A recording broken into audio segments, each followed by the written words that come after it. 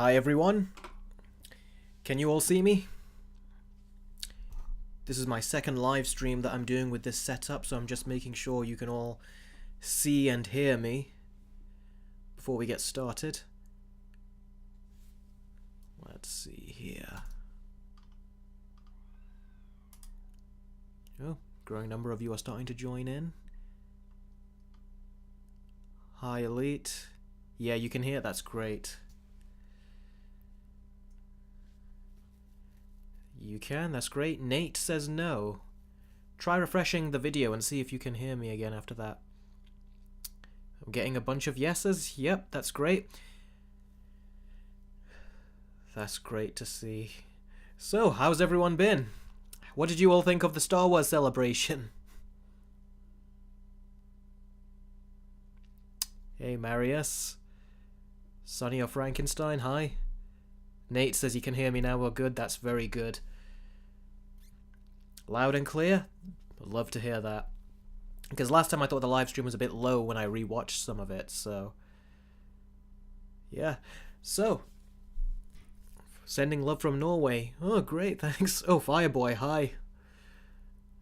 Hello there. That's a good one. DC09. G-Gamer says he didn't see the Star Wars celebration. I didn't see the whole thing either. I did scrub through the live stream, though. Not good. I think it's all a lie and Kath is going to go. Yeah, she definitely is going to go, that is for certain. Her contract expires by the end of this year, but if Indiana Jones does not perform, she's going to be fired and humiliated. Kind of like Kevin Feige's right-hand woman, Victoria Alonso, was just a few days ago. Elite says he only saw the Ahsoka trailer. Well, that's the only trailer that really matters in this Star Wars celebration. They didn't want to admit any of that because then Star Wars celebration would only really consist of just one thing, not really much of a celebration. Nate says, is there going to be an Ahsoka show? Yes, there is. We've heard about this for a long time, but this is the first time we've got like a proper good trailer for it.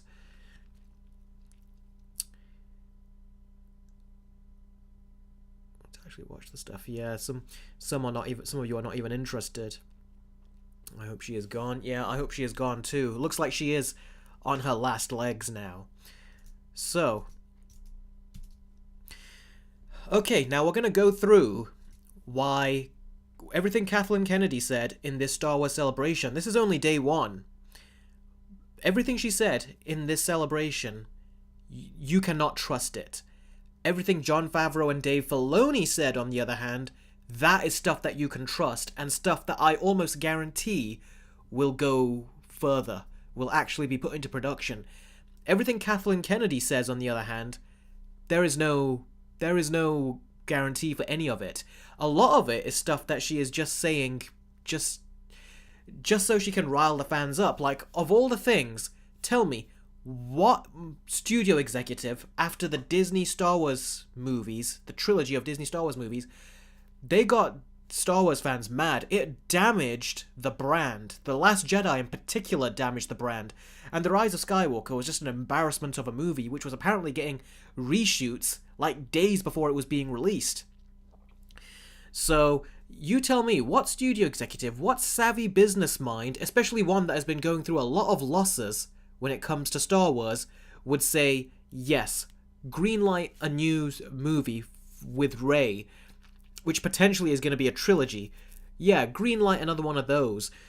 If anything, Disney want to completely forget about those, because those are not making any money in terms of toy sales. Like, if you go to your local toy store and you look for the Disney sequel trilogy, like, toys, you'll just see that the toys are not selling. They are constantly going on clearance, and even then they don't sell.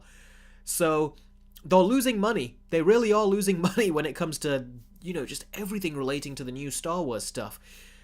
People don't, rewatch them. They're not celebrated. They're forgotten about as if they are just nothing movies that, in one ear, out the other.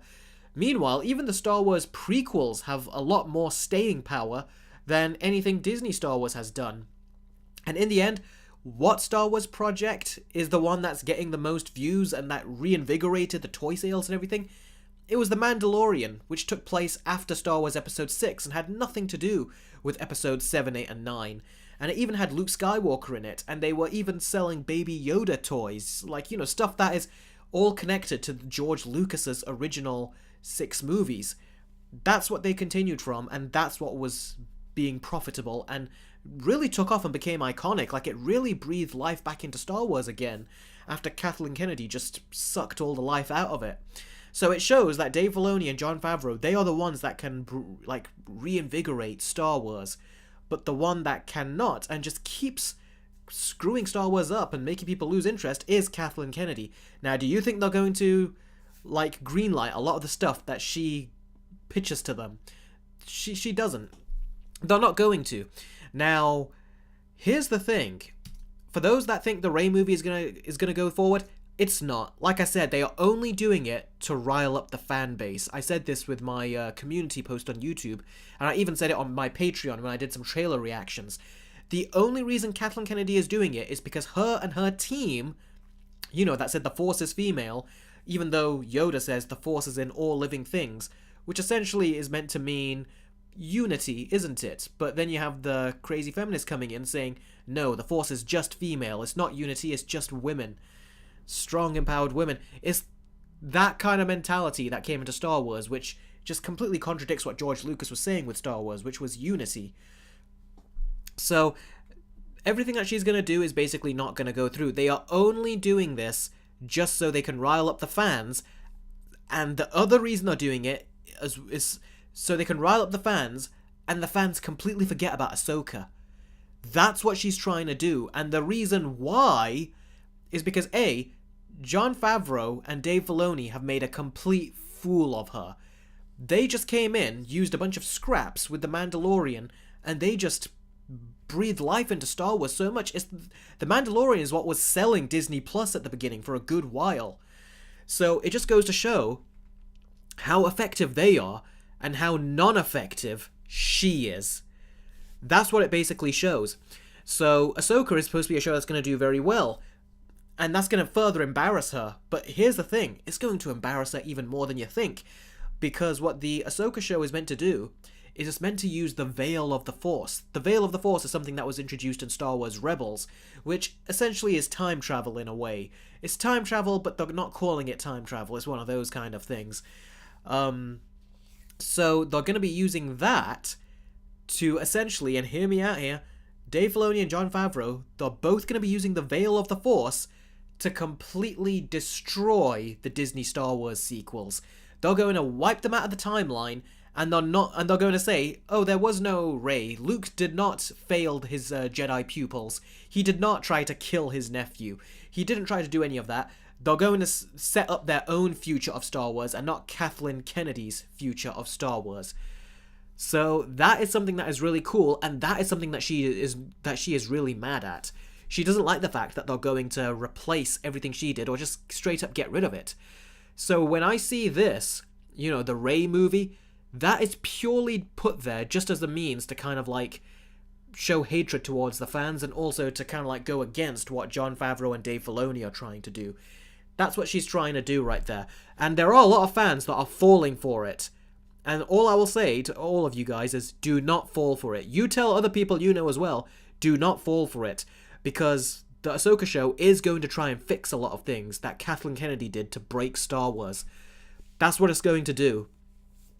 So, Elite says it perfectly well. The Ahsoka show is like Star Wars' The Flash.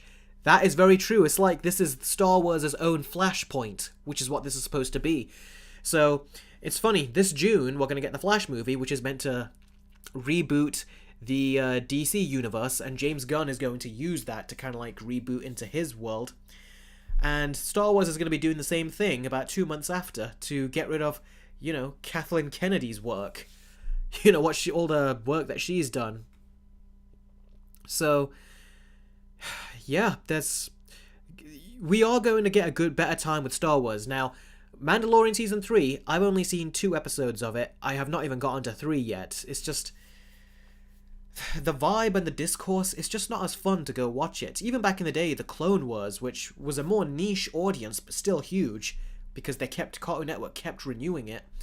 It's a niche audience, but it was still a big enough like excitement was going around where it felt like you could talk to Star Wars fans about it, but no one's really talking about The Mandalorian Season 3. And from the last 2 cameos I heard, that's not even something where I'm like, oh, spoiler. It's like, no, why is that even there?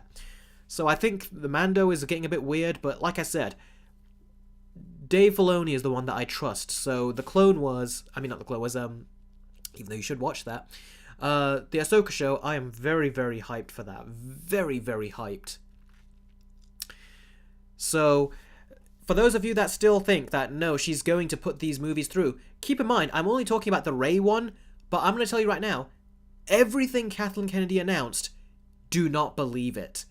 Because she is most likely going to get taken out, and so are her other people as well. The ones that she brought in, they're going to be taken out, and for those that think, oh no, they're still going to make The Acolyte. The Acolyte is not made, by the way. They don't have, it's not greenlit. They don't have a budget for it. What I've heard, this is based on insiders. There's someone on Patreon called Cameron Pasha who is a Hollywood screenwriter. And he's been in Hollywood for so many years. And he's getting some inside sources over at Disney who are giving him this information. And The Acolyte is something that has not been approved by Bob Iger, the CEO of Disney.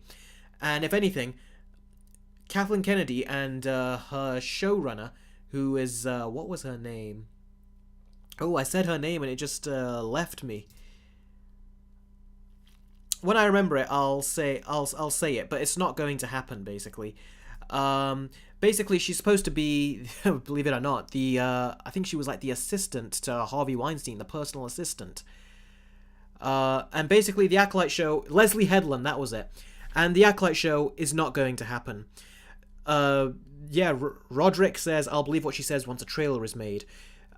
I would say, I think in the event, it was not for us who watch it at home on live stream, but at the events, people saw a little tiny clip of The Acolyte. And I'll tell you what it is, based on what those insiders at Disney have said, who have reported to Cameron Pasha, they've said that they don't have the budget for it, but all they are doing is trying to make a sizzle reel at some Star Wars Galactic thing, which is at Disneyland or something. They're using that as their set so they can film a sizzle reel and show it to Bob Iger and then try to get him to drop $200 million on it. Yep, they want $200 million on their show. And Bob Iger, from what I've heard, he is not happy with the way that Acolyte show even got put into production. Because it got put into production, for those of you that don't know, it wasn't something that was directly announced by Disney. It was something that was announced in the trades. I think it was the Hollywood Reporter. And this was in the peak of the pandemic, when even the CEOs and people at the top people at Disney were at home. They had to have an emergency meeting, apparently, which is what insiders have said, and they had to talk about it. And then when they found out Leslie Headland was like the personal assistant of Harvey Weinstein, for a while, it was like, this was all a shock to them. This is not something that they knew of. And it looks like now that Disney is having to, save up like $5.5 billion in expenses and everything, and they're letting, like, mass firings, letting people off. All their divisions are in trouble. Disney's in trouble. Pixar's in trouble. Lucasfilm is in trouble, of course, and now the MCU is also in trouble now too. So all their divisions are in trouble. Bob Iger is going to be very, very like careful as to what he gives money to. So you think that he's going to want to drop $200 million on that Acolyte show that they tried to get done behind his back? It's like, no, they're not gonna allow that to happen. They're going to get royally pissed off with that. And for those that think that it's going to happen, it's not. I'm telling you right now, so you can say to me, I was right, or you can say I was wrong, but I'm very certain I'm right, based on all the inside information I've heard. The Acolyte will not get made. Give it time, it'll get cancelled. That Rey movie will also get cancelled. A lot of the stuff that Kathleen Kennedy has announced, it's going to get cancelled. It's not going to happen. And for those wondering, well, if she's announced it, then of course it's going to happen. They won't just announce it if it's not going to happen. Well, consider this. Kathleen Kennedy, I'm going to tell you right now, the amount of movies that got cancelled under her watch that she herself announced, and they got cancelled. The first thing, and this is going back to the final season of Game of Thrones, Benioff and Weiss, the showrunners of Game of Thrones, when they just rushed that final season and people were not happy about it. Remember, they were supposed to have a Star Wars project. They were supposed to get a Star Wars project, and that's why they rushed Game of Thrones. Everyone was like, clearly they just want to rush over to that Star Wars project. They got dropped. They were supposed to make a Star Wars project, they got dropped. They didn't even have it. I think it was supposed to be a trilogy, if my mind serves me right. and it didn't happen. So that was one thing that she greenlit and announced that didn't happen. The Rian Johnson trilogy, when after The Last Jedi he said he was going to make a trilogy, that didn't happen either. So that's two stuff that she announced that didn't end up happening. The Patty Jenkins Rogue Squadron movie that Patty Jenkins had announced and Kathleen Kennedy had confirmed was going to happen, that didn't happen either. And you'd think 3 is enough. Fool me once, shame on you. Fool me twice, shame on me. You don't get a third time. Well, Kathleen Kennedy got way more than a third time. She also got the Taika Waititi movie, which was supposed to happen. Was supposed to be announced and was supposed to happen. But I can tell you, based on everything we've heard, they're just trying to just cancel that and make sure it doesn't happen. So that's another thing that's not happening, is Taika Waititi's movie. Kevin Feige, we heard, was supposed to have a movie that he was going to assign a writer and director to make a Star Wars movie for him. That's cancelled as well. That came out in the trades. That's not going to happen. It's because he screwed up so much on Marvel. They don't want him to go over and screw up Star Wars now. His faith in Disney has been shook. So that's why they even fired his right-hand woman, which is the closest way of firing Kevin Feige without actually firing him. It's like, your right-hand woman is gone. That means you are not safe either. And that's why Bob Iger even put in the media that someone at Disney originally wanted to fire Kevin Feige, but he kept him there. That's a way to tell Kevin Feige, I kept you there, and I can get rid of you too. So, 5 projects. And don't forget, I need more than one hand now. Damon Lindelof is someone that came in the trades about a month ago. He said he was going to... He, very much in the same way as the Acolyte, just said, yeah, I'm working on a Star Wars project. And they basically told him to just say you're not, because they're saying we're not going to be putting it through. You're not going to get it. Tell everyone now. And essentially told everyone. That's 6 projects that Kathleen Kennedy announced. I think all of these are movies. And they're not going to happen. And they have not happened. And she did a video, an interview on IGN where she goes, yeah, Rogue Squadron is tricky. There's a lot that goes into making a movie, and it's still going to happen. So it's not been cancelled. It's still going to happen. It's not been shelved. We all know it's been shelved. And if she's going to leave Star Wars, her contract's going to expire by the end of this year, it means that she's not going to come back and get it back up and running. It's a project that Disney just said no to. And don't forget, she also said that there's a young Lando solo movie, I think. A solo movie of young Lando, or was it a show? And she goes, that's going to happen, but who... Again, going back to what the studio executive would think, what studio head would say, oh yeah, Solo is the first Star Wars movie that lost money at the box office. Yeah, sure, you can spin off a character and give them their own movie or show. Again, that's not going to happen. Now, that's 7 things that she said is going to happen. It's not going to happen. Now, do you seriously think that The Acolyte is going to happen and that the Rey movie is going to happen? It's not. If she has gotten like 7 things cancelled, it's not far-fetched to think that she's going to get those other 2 cancelled as well. That they'll be cancelled for her. So, yeah, that's what it is. FNA F-Boy 101. Victoria Alonso got fired because she decided to work with another studio while she had a contract with Marvel telling her that she couldn't, but she did it anyway and got fired for it. That is actually the cover story, believe it or not. Because here's the thing, you're right, she did do that. In fact, they told her, you've got a contract, so you cannot make another movie outside of Disney, if I read it correctly, and turns out she went and did it anyway. Then they were not happy with her, but they said, okay, fine, but you just can't promote it. Then she promoted it. Breach of contract, that's cause, you're fired. The real reason they fired her is because she's one of the reasons that the MCU was actually really going off the blinks. It was like really going bad. It's because she had all of this stuff, like the diversity stuff that she wanted to push into the MCU, and we've already seen it happening. You know, we've seen the likes of She-Hulk and all these other shows and movies that have come around, and like Thor: Love and Thunder as well. People have not been happy with the way diversity has been going, which is surprising considering that in the early days of Marvel you had Gamora, Nebula, Scarlet Witch, Black Widow, many female characters, and people loved them. They had no issues with them. It's only recently when she was getting more hands-on where she wanted to make it more preachy. And look at the state of the MCU now.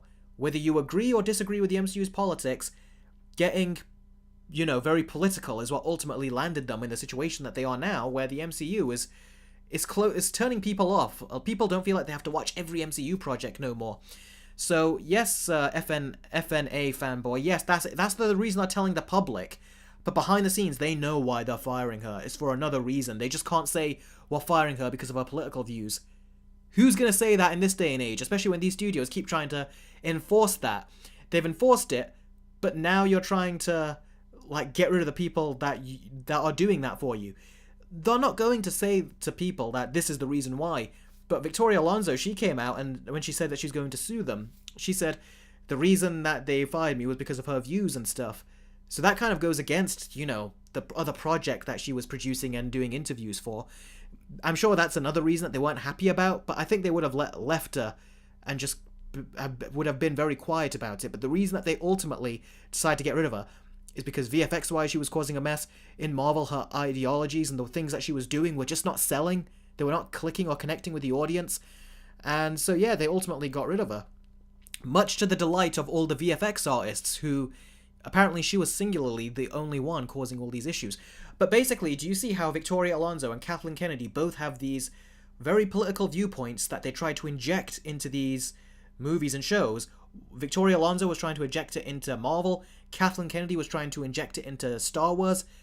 It just did not work. This stuff is not working. It's killing franchises. And not just any franchise, but the biggest franchises. Lucasfilm, Marvel. It's basically dismantling them because they're not doing it out of like the genuine nature, like say Spider-Verse is, for example, or even Matt Reeves' The Batman did, for example, too. It's doing it more because they want a pat on the back. They're not doing it for creative reasons. So if you watch Matt Reeves' The Batman, he certainly was not doing it to get a pat on the back. He was doing it for creative reasons. If you look at Dave Filoni's like female characters and different race characters and different ethnic characters that he's had throughout his career, with the Clone Wars, Rebels, no one complained about them and said they're forcing diversity. They only did it when Kathleen Kennedy came in, and even when Victoria Alonso, and Kevin Feige as well, he also tried to do it. That was his idea. Someone said to him, and there was an interview I read a long time ago, they said, "So Kevin, what are you going to do next?" And then he said, "MCU." That's actually what happened, and look at the state of it. So Feige, he's very much complicit in this as well, especially considering that he also saw the VFX. Both him and Victoria Alonso saw them, and they greenlit those effects together, including Babyface and Ant-Man the Wasp. What was his name? That robot. What was that robot's name? Damn, how am I forgetting his name? That robot that looked like a babyface and was tiny arms. I'm forgetting his name, man. Shows how much my mind is trying to block him out. But basically, yeah, this stuff is not working. So Kathleen Kennedy, all of these stuff that she's trying to announce, it's not MODOK, that was it. MODOK is the one that Feige even greenlit himself. Thank you very much, Minecraft World. Diamond Lock Productions. I don't know what is up with me. How I forgot that. Maybe my mind is trying to suppress what I saw with MODOK. But that's basically what is happening. Roderick Borkut says, rule number 1 about making diverse characters. Don't shove it in your face unless it's an integral part of the story. That's exactly right. And I thank you, everyone, for correcting me with MODOK. I don't know what, I had a brain fart there. Yeah, that's exactly true. Miles Morales, for example, in the Spider-Verse movies. Phenomenal character. I can't wait to see his movie. And it's not being done like the way like some of those political people were trying to do with Superman when they were trying to get a black Superman in.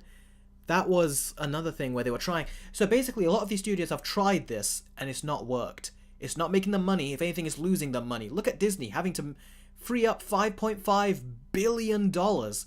It shows just how deep down the rabbit hole they were going with all this like preachy diversity stuff rather than organic diversity. So yeah, basically everything that's happened at this Star Wars event, do not trust Kathleen Kennedy. Her and her people are trying to rile up the fan base and take the attention away from Ahsoka, which is meant to basically wipe out everything that she's done with Star Wars. She does not like that. She does not want that, nor do her people. They don't like that Dave Filoni and Jon Favreau are basically really leading the way forward and trying to just throw away everything that she's done because it's just been damaging to the brand. So that, I'm going to tell you right now, and you can say that, Eric, you're right, or you could say, Eric, you're wrong later on. We'll see what happens, but I'm very certain that I am right. That Rey movie, not going to go forward. You'll hear about it being cancelled, just like a bunch of other Kathleen Kennedy's cancelled stuff. That Acolyte show that they're saying is filming, I do not believe for 1 second that has actually been greenlit and is actually filming with a budget. They're trying to make a pitch video, essentially, and they're trying to sell that to Bob Iger, and they're trying to, apparently in the Star Wars Celebration event, they showed some of that to audiences. And I cannot imagine that Bob Iger would be happy with that, the fact that they've done that. So, that is what I think of the Star Wars Celebration. It's funny that this is going on. Star Wars Celebration just happened to have kind of like got in the middle of this whole Disney like chaos panic that is going on, because a lot of people are losing their jobs at Disney, and while this big transition and big change is happening over at the company, one of their IPs has to go on a publicity tour, which is Star Wars Celebration, and that's why all this stuff is going on. They're in the middle of firings, they're in the middle of cancellations, and they have to at the same time promote all this stuff. And you have certain people on the inside, like Kathleen Kennedy and her team, who have their own agenda going in. We're going to try to greenlight this and announce this and announce this. And they're trying to make it harder for the studio to just say no, but ultimately the studio will have to say no. And seeing as the mass firings they're doing and the cancellations they're already doing and the budget decreases they're doing, it's going to be a lot easier for the public and even the preachy political public to swallow when they find out that Kathleen Kennedy's projects are just going to get cancelled. And of course, they're going to make sure that Dave Filoni and Jon Favreau's stuff goes forward. So that is essentially what's going on. So everything Kathleen Kennedy says, do not trust it. Everything Jon Favreau and Dave Filoni say at Star Wars Celebration, trust it. I very much believe that Dave Filoni's movie will get put into production. So long as Disney still hold on to the Star Wars license. Because there's a rumor going around that Disney are trying to sell either Marvel or Star Wars off. And most likely, they're going to try to sell Star Wars off. Because with Marvel, we heard stuff like they're going to reduce budgets and things. So they're trying to fix that while they can. Star Wars, you've not heard any of this stuff. We've just heard cancellations. We're just going to hear firings. Give it time. They might, much like when Disney bought Power Rangers, and they really screwed that brand up, and then they sold it back to the owner for a lot less than they paid for it. They'll most likely do the same with Lucasfilm. I don't think any studio like Warner Bros. Discovery or Universal or anyone would want Star Wars in the broken state that Disney put it in. So what most likely is going to happen is they're going to end up selling it back to George Lucas at a much, much lower price than he sold it to them for. So if that happens, that'll be great. But yeah, that's basically what's going on right now. So I'll keep doing my trailer reactions. I've done a ton of trailer reactions over the last 2 days, and including today, which makes 3 days. So if you want to check out my trailer reactions to Ahsoka, to that Barbie movie, believe it or not, to Across the Spider-Verse's trailer, and to all these other trailers coming out, if you want to know my trailer reactions and see what I thought, all you gotta do is donate just $1 and you'll gain access to all of those on my Patreon, even for the upcoming trailers that come. You'll find that out. So yeah, those are my thoughts on the current situation. We've still got a few days of celebration to go, of Star Wars Celebration. And I'll see if I do another live stream, but I pretty much got out what I wanted to say. So over the next few days, whatever announcements you hear, whatever details you hear from Kathleen Kennedy and her team about what's going to happen at Star Wars, do not trust it. They're just trying to rile you up and take focus away from Ahsoka, which is meant to reset all of the mistakes she's done to Star Wars and the brand. So just continue to show your excitement towards Star Wars and make it out to yourself. Make it out that this is not phasing you. That you're, yeah, I don't care about the Rey movie. I don't care about this. I don't care about the Acolyte. The Ahsoka show is what I'm really looking forward to, and that will drive her crazy. That will drive those Lucasfilm people crazy because they don't like what the Ahsoka show is going to stand for and what it's going to do, which is basically reset all of the mistakes that she's done to the Star Wars brand, and it's going to do its own little time travel thing, which is ironic considering that's exactly what Kathleen Kennedy so far is doing with Indiana Jones 5, is using time travel to change it for her own benefit, which will cause a lot of problems hopefully unless they reshoot that. But with Star Wars, it's funny because Dave Filoni and Jon Favreau are doing the exact same thing, but it's for the better of the brand rather than the damage of it. So yeah, that is what I got to say about that. The Sonia Frankenstein says she is threading damaging the Star Wars franchise. She really is. My favorite Star Wars TV show minus the Clone Wars? Ooh, that's a good question. I'd say that's a toss-up between The Bad Batch and Tales of the Jedi. Tales of the Jedi I've seen all the way through. It's a mini-season type thing. It was excellent. I did a Let's Binge Watch video on it. But I haven't seen The Bad Batch Season 2 all the way through yet. I've only seen, I think, about 5 episodes, maybe? So I still need to find time and to free up time and go through and watch that. Then maybe my mind will change. But right now, I'll say Tales of the Jedi. Alright, let's take a look at some of your questions here. Dear Eric, Eric Bihari says, Dear Eric, from one to another, could you check Moon Girl and Devil Dinosaur because it has reached new lows with woke pandering? I don't even know what those two are, but they do sound familiar to me, so I don't know. Thing is, I'm not going to watch it. I'll just tell you this. The studio, like I just told you now, with Disney, the changes they're going through, because it's lost the money. Look at Strange World. That Strange World movie for Disney did not make money, lost money, shows Disney as a brand is in trouble. Pixar, they released Lightyear, did not make money, lost money with another big franchise, it's causing them trouble. Pixar is now in trouble. So Disney and Pixar are both in trouble. Lucasfilm, for everything I've explained in this video, is also in trouble. And the MCU, which is basically supposed to be their safety net, even that is in severe trouble.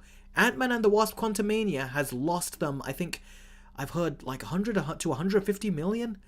They've lost a lot of money on that, which is why Marvel is going through budgetary changes recently. So, and why even that Victoria Alonso got fired, because they did not like the performance. Usually they try to cover up the whole woke thing, but now they just can't cover it up. It's causing too much damage, the stuff they're trying to do. With She-Hulk and all that, it's stuff which has hurt the brand, ultimately, and it's trailed off into the other projects as well. So... Okay, Gregory Bronstein says, what's your favourite non-Russo MCU movie? I'd say that's the first Iron Man. I really enjoyed the first Iron Man. It's a shame that MODOK turned out that way because he's awesome in the comics, says Minecraft World. I've seen some stuff of MODOK in the comics. I do not read the storylines, but I've seen his design, and he looks pretty intimidating when he wants to. Which is a shame why the MCU just decided to make him look like a joke, because that's what I've said to you guys for years. The MCU, they just like to do everything for the sake of a joke. And no one seemed to call them on it, and or not enough people at least, that they thought, well, let's go even further with our jokes, and look where they've landed now.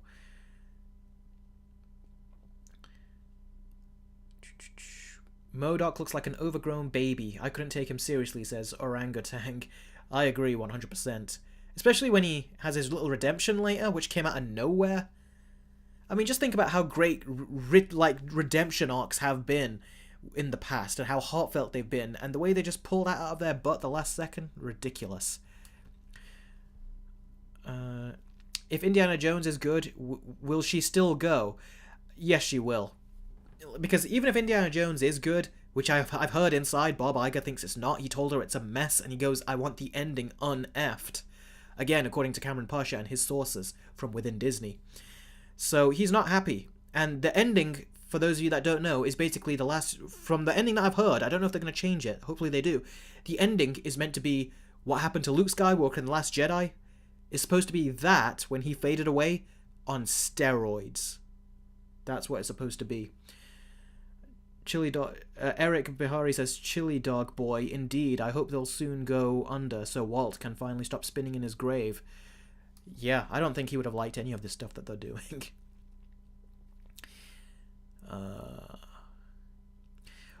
And Andre1493 says, remember when Bob Iger said they were going to slow down in Star Wars after the backlash after The Last Jedi? Yeah, me too. I remember that too. I think that actually happened after the Solo movie. The Last Jedi caused a lot of problems, but it wasn't until the Solo movie where there was a trickling effect. And The Last Jedi's, downward spiral affected, the other dominoes as well. That's where he was like, okay, we gotta... the Obi-Wan's movie, which they were gonna do, and the Boba Fett movie they were gonna do and all that, they cancelled all of those.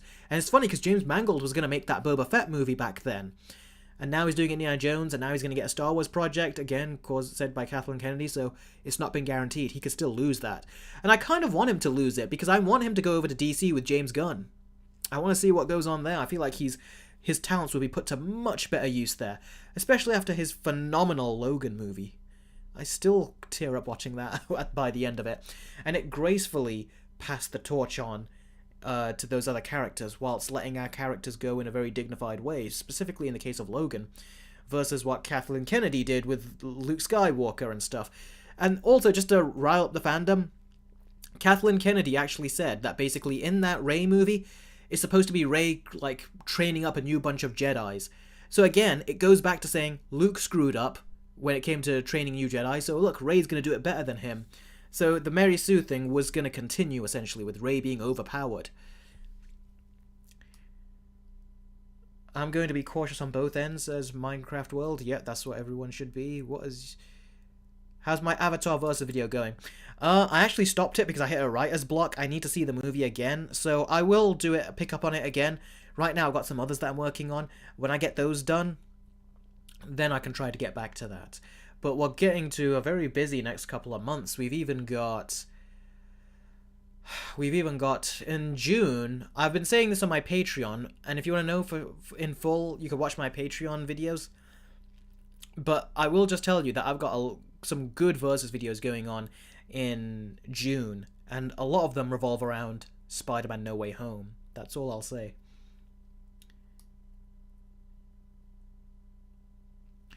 Red Yoshi 1284 says, I know we're talking about Star Wars, but what did you think of Season 5 of the Flash TV show? You're having to make me remember, like, far back. And these are painful memories. We're on Season 9 of The Flash now, aren't we? So this goes back, how many years now? Taking out the pandemic? 4.5, maybe 5 years since? Season 5 was laughable. Cicada, I did not like. The Flash show was known very well for having a lot of great villains, you know, throughout the seasons. Reverse Flash with Season 1, Zoom with Season 2, Savitar with Season 3, who I really did like as a villain.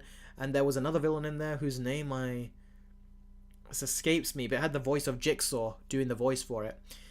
And then Season 4, we had the brain guy. I can't remember his name. He was good. I liked him.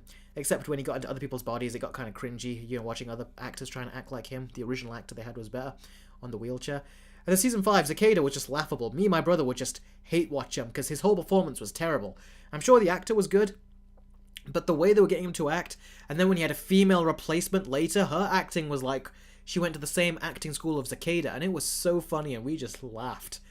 She couldn't make a single face without it being funny, and she's a good actress. I've seen her in other things, but it's like they told them to go to the acting school of Cicada, and they both came out being incredibly terrible actors.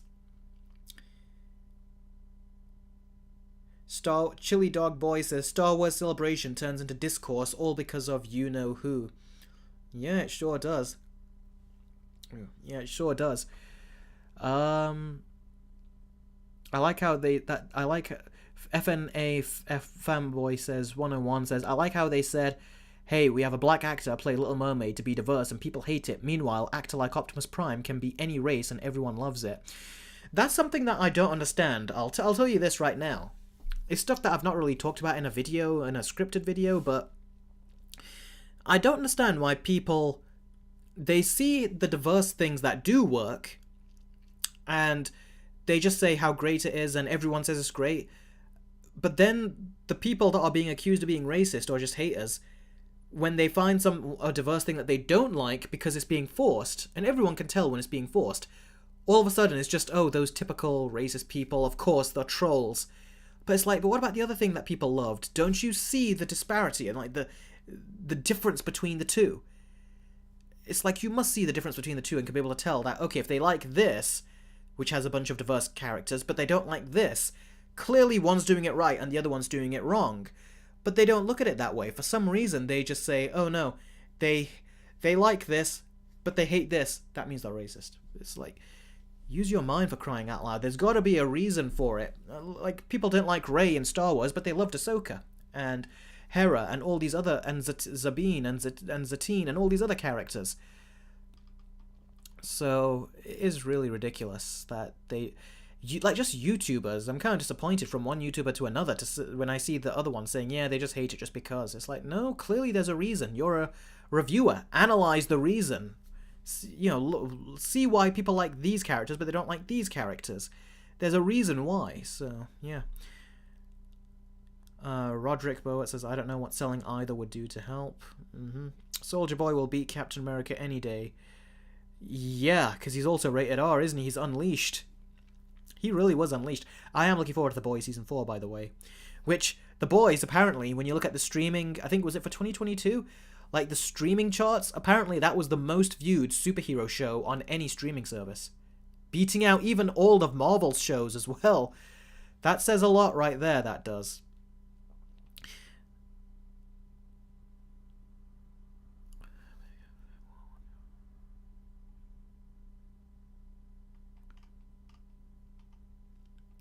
Minecraft World says, I'm not believing either rumor until I've seen something official. Yeah, it's not quite rumors, it's inside information. So whether you believe the insiders or not, that's entirely your affair, and it's something that you got to look into. I think, like for example, in the Indiana Jones trailer, which I did react to on my Patreon, when you find out that was supposed to be Indiana Jones' goddaughter, I knew of that when the movie was shooting, because people on the set were apparently leaking some plot elements because they did not like what was happening to Indiana Jones. And they grew up with Indiana Jones. They loved Indiana Jones. And they did not like what the story was going on, so they were leaking it, hoping that it would get a backlash enough for Disney to change it. So, I do trust these. There comes a point, there was a time where it was a lot of rumor, and then leaks, and leaks were a lot more, like, spread out, the real ones. Now, I feel like it's been changing. It's like there's a lot more validity to the leaks that we're getting now, compared to what it used to be. And I remember when it used to be just mostly fake, but now, too much of these rumors are hitting true to when you see the actual project. Eric Bihari says, Disney didn't screw up Power Rangers, bro. I don't know if you're saying, like, no, they didn't screw it up, did they? Or if you're telling me they didn't.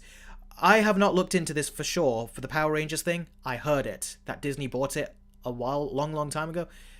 And that they sold it back to the owner because they screwed it up. That's what I heard. I'll tell you this, I never liked Power Rangers personally. I thought it was too goofy for me as a kid. So I'm not, like, the biggest Power Rangers fan, although I did enjoy that 2017 movie, I think. Was it 2017 when it came out? I did really enjoy that. But yeah. Oh, then Eric Bahari did say it again, like, dude, seriously, Disney didn't screw up Power Rangers, like. So yeah, I think you're saying it as a question. Let's see. Yeah, it's I'm just going through all your questions. Just scrolled all the way to the bottom when I was right there seeing some of the new ones. Eric, have you seen 65 yet? No, I haven't. So I can't comment on what I thought. But it was a shame. I wanted that to be a rated R, because we've always seen PG-13 dinosaur movies with Jurassic Park and stuff. I'm curious, what would a rated R dinosaur survival movie look like? But it's Sony, so what do you expect them to do? They just made it PG-13, and it's such a light PG-13 that here in the UK it got a 12, which is not normal. When horror type movies get get PG-13s in the US, here in the UK they get 15, which is like a low rated R or just a standard rated R. But with this it didn't. It just goes to show how mild and tame it must be. Disney is making another live-action remake, which is Moana. Yeah, and I don't care about that. I've not even seen the Moana movie. I should. I do intend to at some point. But, yeah, I still haven't caught up to it, unfortunately. But when I will intend to, but I don't care for the movie. I kind of have to see it because I gotta do a versus video. The same with The Little Mermaid when that comes out. Whew, I'm gonna be very busy that month, and that's the month of my birthday that is supposed to be. I usually like to take a day off, but I don't think I will be able to.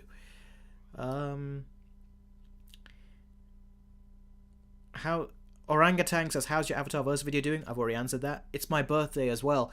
Oh, happy birthday. Hope you have a phenomenal day. It's kind of interesting that it's your birthday on Star Wars Celebration. Your birthday and Star Wars Celebration Day are the same.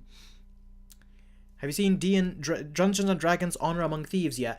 No, I haven't. The reason why is because it came out way too close to John Wick, and it also came out way too close to the Mario movie, which I do intend to watch, because I'm going to try to do a verse video with that and the 1993 movie, so give it some time, and I'll try to get to that.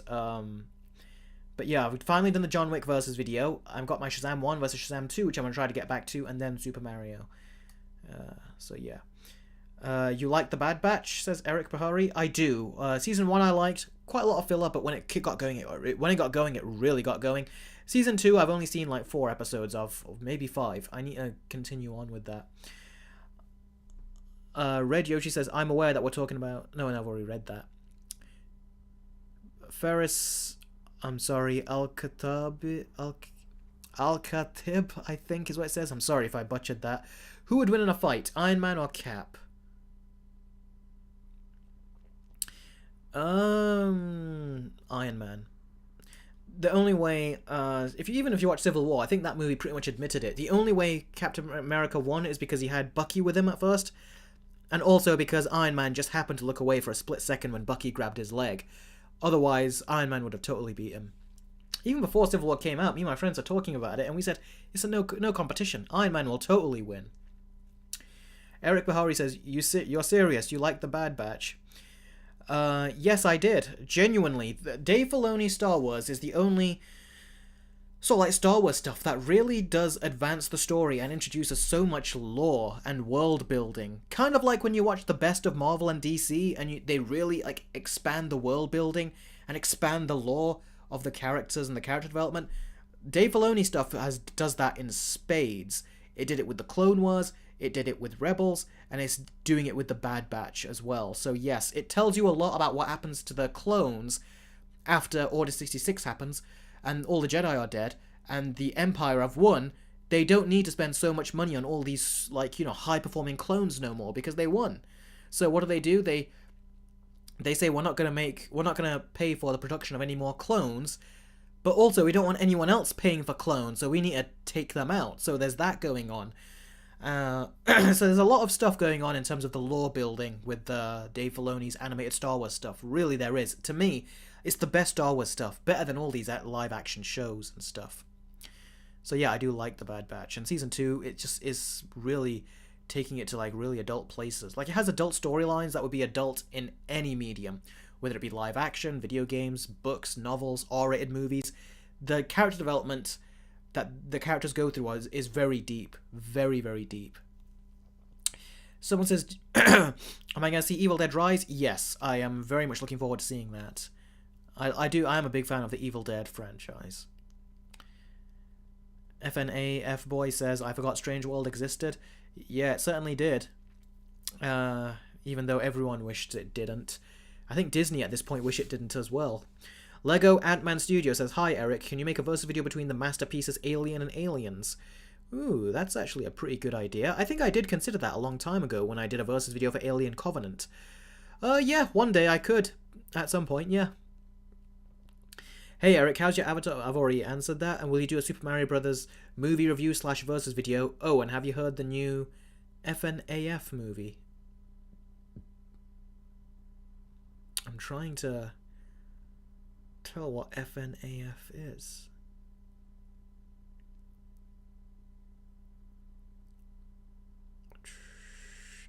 I'm sorry, Ma, I can't pick up what FNAF is. I'm sure it'll be so obvious once I find out. So let me know and then I'll let you know. But with the Super Mario Brothers movie, I've already let you know. I'm going to try to do a versus video on that one. I haven't seen the movie yet though. I'll try this weekend. The Sonny of Frankenstein says, do you hate Kevin Feige? I don't hate the guy personally, but I do hate his business sense. Very early on, I didn't like how he turned the MCU into this jokey kind of thing, because what made me love superheroes is how at their core they each have their own beating hearts in them, their own emotional storylines.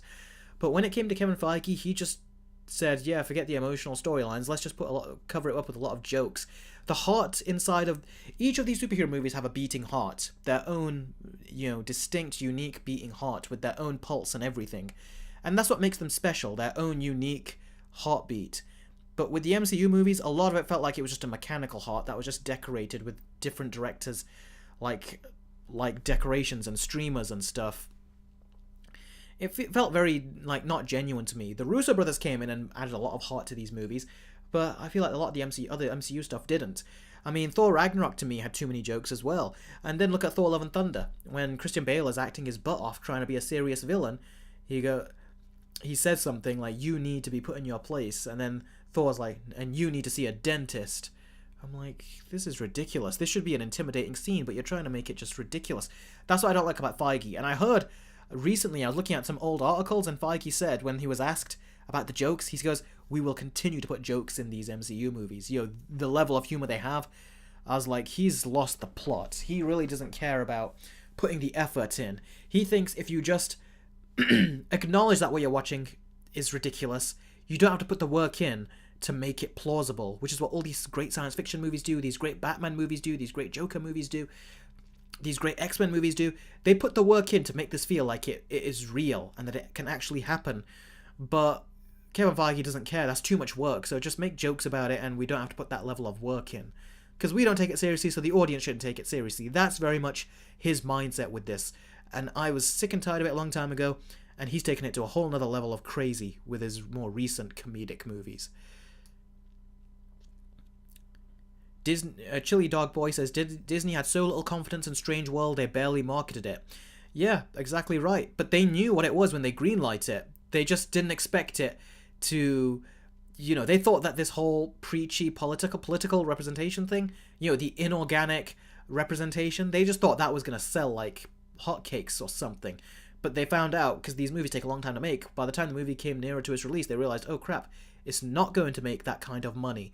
So that's why they tried to bury it. It was their own self-admission, pretty much, that they knew it wasn't going to work for those very reasons. So they says, okay, we'll just take the marketing budget and put it into Wakanda Forever instead, which is what they did.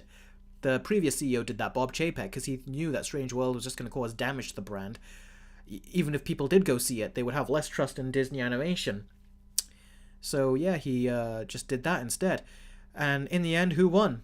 It was DreamWorks with that amazing Puss in Boots 2 movie. How would you rank the Toy Story movies, not including Lightyear? I would say Toy Story 3, Toy Story 2, Toy Story 1, and then Toy Story 4. I like all the Toy Story, with the main 3 Toy Story movies, but 1 would get really dark, like depressingly so, whereas 2 and 3 I felt like they focused on the heart, which is what the first one did as well. But they felt more Disney, like the good old days Disney to me. But I still love the first Toy Story, I really do. But it is more of a downer compared to the other movies.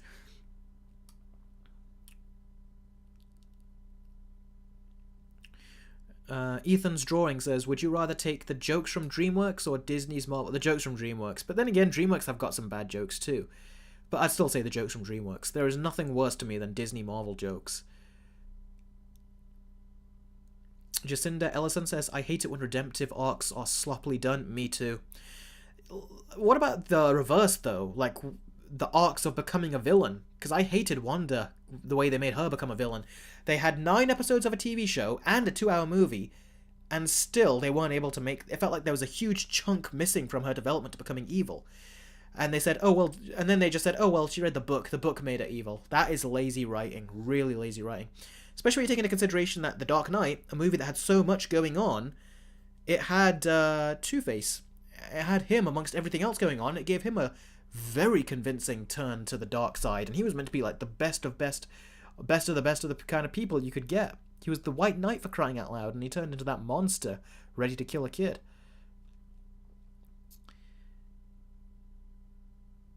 By the way, Minecraft World says, by the way, since you brought up Mighty Morphin Power Rangers, that's coming back later this month. Is it? Oh, I wasn't aware.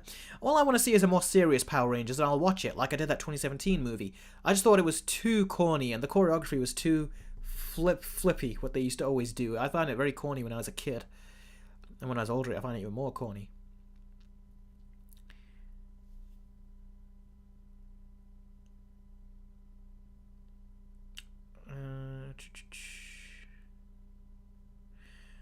Ooh, here's a question. Orangutan says, do you judge your non-patron users? No, I don't ever judge any of you. Donating to me on Patreon is totally optional. The reason I have a Patreon up is because I need to try to make this a living at the same time. If you want me to do this, commit to this fully, then I need the YouTube channel to be able to sustain me, you know. So that's why I have it up there. I'm not having it up there to be cruel or to deprive you of content. I'm doing it because I need to find other means of making revenue, because we all know YouTube is not reliable, especially with the amount of copyright claims I have to deal with. So that's why I have the Patreon there, and I tried to, with $1, try to give you a lot of stuff with that $1 perk, and a lot of people have joined it. I've got 49 patrons now, which is good. Just one more to get to 50. And then when we get to 100, like I said, I'm going to get straight to work on doing that How to Train Your Dragon trilogy versus video. I'm going to use the original music from the movie, so I'm not going to be using royalty-free music or nothing like that. And I'm going to turn the monetization off. So I'm not going to get any revenue from that. And I'll be doing that as a celebration once we hit 100 patrons. So that's going to be a very special versus video. It's not going to just be another versus video. That's going to be a very special one. Because I've had a lot of great ideas at the time that I intended to do with that versus video, but then the copyright claims got so strong at that point, I kind of just felt disheartened. I was like, I have great ideas to make that video, but I'm struggling to navigate these new copyright claims that were just coming in at such a... It's like, anytime I was uploading a video, it was getting, like, really, like, you got a copyright claim for this, and I'm like, that shouldn't get claimed, but it did. So I just not cancelled it in a way, temporarily delayed it. I shouldn't say cancel it, because I always intended to make it. So once I reach 100 patrons, then I'll do it. But no, I never look down on any of you. That's purely optional. But that's why I say I've got over 60,000 subscribers. If just 1,000 of those 60,000, I've got 63,000 now, I think. If it's just 1,000 of them did it, if 1,000 of you just did the $1 perk, then I'd be set. Literally, it's like, that would be it. I do have more Patreon stuff, which I'm going to do. I'm going to add more tiers and give you more content. So expect that. There is more Patreon content coming for the higher tiers. So go for whichever one you can afford. It's all extra content for you, and it all does support me as well, financially, and it helps me as well in paying for these streaming services that are going up in price, and to pay for the cinema tickets, which are also going up in price. So I'm able to see movies like the Mario movie. That's because of your patrons. Otherwise, I'd have to be very selective of which movie I go, because the prices, I'm telling you, are going way too high. Especially for my most local cinema, which is 30 minutes away.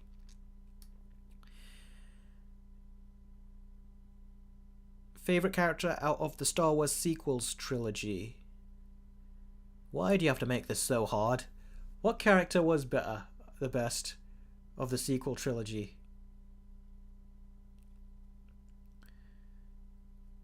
I'd say Snoke. He had potential, but then they just killed him off. So I'll say Snoke, although I feel like there might be other characters. I think Finn had the potential to be amazing. He ended up just being useless in the end. Maria Christensen says, who is your favourite The Boys character, Eric?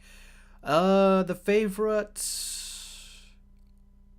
There's too many favourites. There's too many good characters in that. I'll say Soldier Boy from that last season. He was really funny and really good. Of the main The Boys, Mother's Milk, he's very likable. There's never a point where you find him, like, unlikable. Butcher is also cool, but he is really messed up in the head at the same time. So, yeah. But, yeah, my favourite character is Soldier Boy in Season 3. He was so funny. He was somehow even a bigger a-hole than Homelander was, if that's even possible. Millen for real says, love that thumbnail. Oh, thanks. Appreciate that.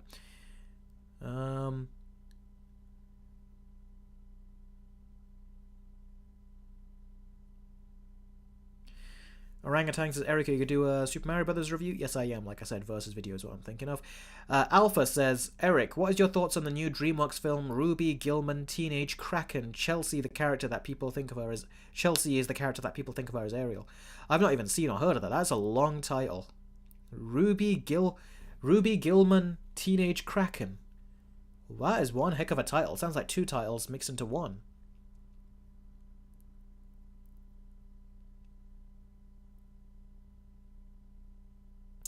Adam Grunther, your super chat. Thanks for giving another super chat. I really appreciate that.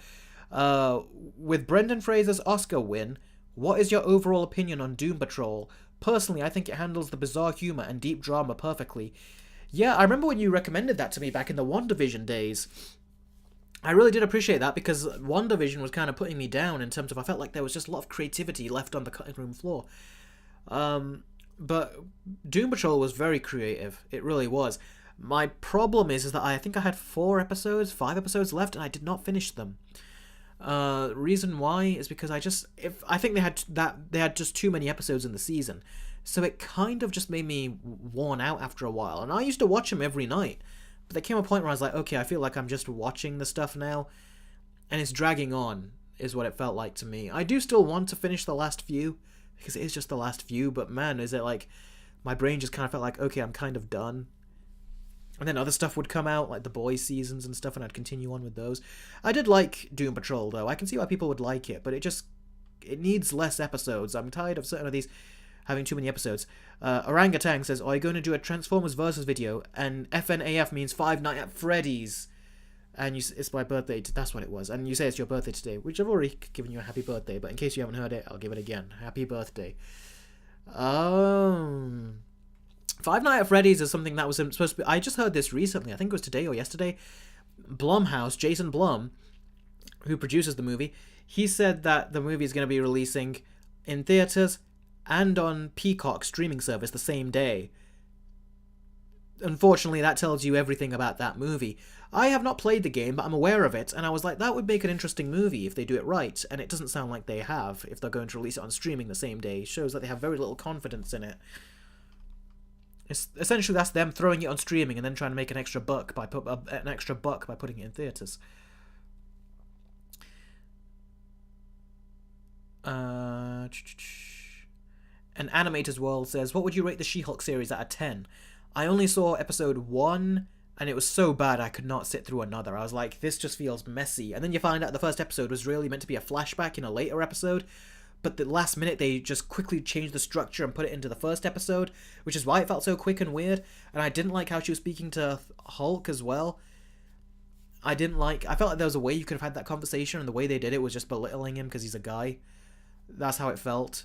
I did not like that. So yeah, I only watched the episode with Daredevil after that, and I made a video on that. I saw the last episode too, just to see how weird it was, because I heard people say it just got too crazy. And yeah, it was really bad. Awful, awful, awful show. I like Tatiana Maslany, who plays She-Hulk. I just did not like the writing they gave her. And the directing, the effects, the cinematography, the color scheme of the show. I just didn't like anything about the show. I thought the writing was so poor. The Sonny of Frankenstein says, do you want Kevin Feige to be fired from Marvel? I'll tell you this. Yes, I do. Because I feel like he has seriously lost it. Like, if you look at the overall structure of all this, and even when you look at Kang in Ant-Man and the Quantumania, I was like, is this supposed to be it? Because I'm not excited for Kang. Jonathan Majors did a great job with his performance, but I was like, I said great job, but at the same time, the more I thought about it, I was like, nah, he did a good job. And then when you see the credit scenes, it's like, it doesn't stick with you like some of the other villains are supposed to. And on top of that, I really think he's out of touch. The people that he's hiring, like the same guy that wrote Ant-Man the Wasp Quantumania is writing the Kang Dynasty. The same guy that wrote Multiverse of Madness, who said he had no idea what to write for the second act, he's writing Secret Wars, even though the Russo brothers said that they wanted to do Secret Wars.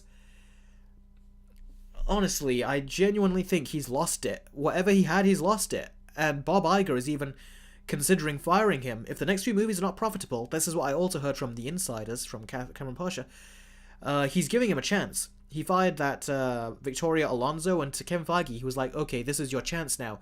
If the next few Marvel stuff is not profitable, I heard that Kevin Feige is gone too.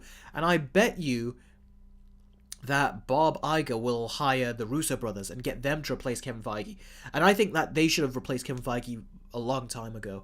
Their movies were the ones that really put Marvel on the map in such a huge way. Winter Soldier was a big surprise to everyone. Civil War made people think, wow, that's like really smart. And the two big movies that really like rocked the whole world, and even made tricked a lot of people into going to see Captain Marvel, was the Infinity War and Endgame. Those are the two movies that really did like shock everyone and made Marvel as great as it is. Take those out of it, what Marvel movies do you have? The other Avengers movie was Age of Ultron. So without the Russo brothers, I think Kevin Feige struck gold when he found them, and he didn't realize it. And I think he might think that they are too popular, that they're overshadowing him. Maybe he sees them as a threat, so he didn't want to hire them again, because he totally shit-canned the actress that the Russo brothers hired to play Scott's daughter. She found out on the internet, like the rest of us, that she was recast. He completely shit-canned her, and I think the reason why is because the Russo brothers cast her. Because if you think about what the Russo brothers did, they hired Tom Holland, and look how that worked out very well. They also did all these great movies in the MCU. I think Feige is afraid that they're stealing his thunder. And so he was like, yeah, I need to get rid of these guys because they're going to compromise my position. You know, they can be the ones to replace me. So I think he just got rid of them and just didn't tried to get rid of anything they did, which is why he made jokes of things they did, like the Infinity Stones. He made jokes of them in the Loki show so quickly after the Infinity War and Endgame released.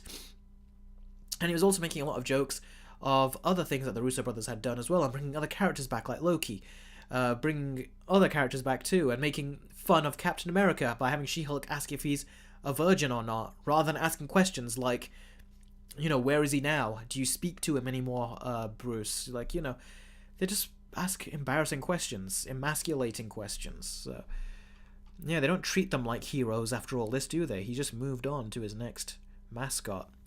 JISLH says, how good was Puss in Boots 2 for you? I really enjoyed Puss in Boots 2. I watched it on my projector, by the way, which, if I watched it on TV, I don't know if it would have been the same experience. It was definitely a big screen experience. I liked it a lot. I liked how they were trying to talk about, Puss in Boots. They gave him, unlike Lightyear from Pixar, where they tried to make him a failure, Puss in Boots really showed how to make the character a failure in the best way. And they gave him an arc. And I did like the way it was done. The jokes were good. Tom Thumb, where his thumb is all red because he keeps poking his thumbs into so many pies at this point. Also, Jiminy Cricket showing up that was the funniest gag to me. I liked Goldilocks and her relationship with the three bears. That certainly is the opposite of what happened in the Simpsons episode with Goldilocks and the three bears. Those of you that know, you know what I'm talking about. So yeah, I love Puss in Boots 2. I really did enjoy it. It was possibly going to be in my top 5 list of best movies if I had seen it in 2022. But for the UK, it didn't come out for us in 2023. So, heck, it probably will show up in my top 5 best list of this year, unless there are more movies that take its place. But we'll see. Have you heard about Batman's Gamer says, have you heard about Clayface being the Batman 2 villain? Yes, I have. I heard about that. I actually heard a rumor that he was going to show up in the Penguin show. That's when I first heard of it. So, yeah, I did. We'll see how they do it. If they make him supernatural, or if they decide to just make him, more realistic. So we'll see how it does.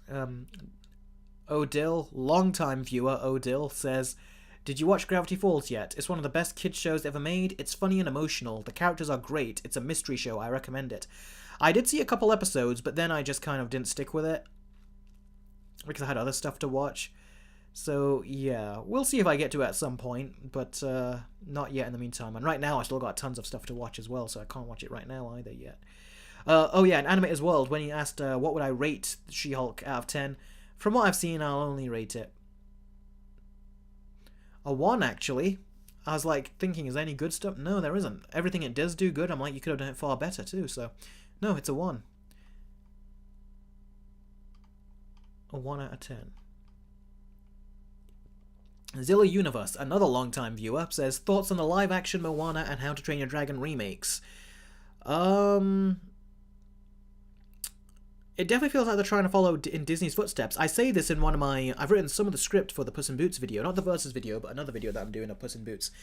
And I wrote in there, and I basically said that DreamWorks has been very sneakily, as Disney have been trying to get more political with their animated movies, in the wrong way. I said that DreamWorks were very sneakily taking Disney's place as the all-in-one, go-to animation studio for families. And now when they're doing this live-action thing, it really does feel like they're trying to take Disney's place. And they did the right step in hiring the creator of How to Train Your Dragon, or the guy who made the movies, to come in and do the live-action version. So, if they give more agency to the characters, then I'm sure to the directors and stuff, then I'm sure that he can do a better job. That being said, do I want to see it in live action? I don't really care. The movies are so perfect in themselves, particularly the first one, that I don't need to see it in live action. When I was younger, I wanted to see all this stuff in live action, but now that I'm an adult, you don't need to. Okay. Marius Christensen says, you're the real hero, Eric. That's nice. I don't know how I'm the real hero, but that is very nice. Explain it to me. I'd like to know how. Eric, would you... Odell says this. Eric, would you want Matt Reeves' Batman series to be more superhero-ish, like the animated series? I feel like it shouldn't be that grounded. I'm getting bored of the grounded Batman movies. Well, if you're getting bored of the grounded Batman movies, don't worry. Just wait for James Gunn when he does his Brave and the Bold. That's going to totally be supernatural. So I don't want 2 supernatural Batmans. I wouldn't mind if Matt Reeves made his a bit supernatural. Because unlike Nolan, he's definitely not afraid to lean into the comic book elements of it. So when Penguin rolled in his car and survived, you know, during that crash, that was very comic booky. You can imagine that showing up in a comic book panel. And there's a lot of other comic book moments he's had in there too that were more comic booky than Nolan. So I think so long as he stays on that level, that'd be cool. But I do agree, if he's going to do Clayface, I feel like there is no other way to do it than to make him a bit supernatural. But Matt Reeves says he does want to be more grounded. I hope he can find a good balance, personally. But don't worry, there is going to be a full-on supernatural Batman with the Brave and the Bold, so you'll get your supernatural Batman, don't worry. But I think Matt Reeves' version, he's more of an artistic director. I would like for him to stay in that playing field, personally.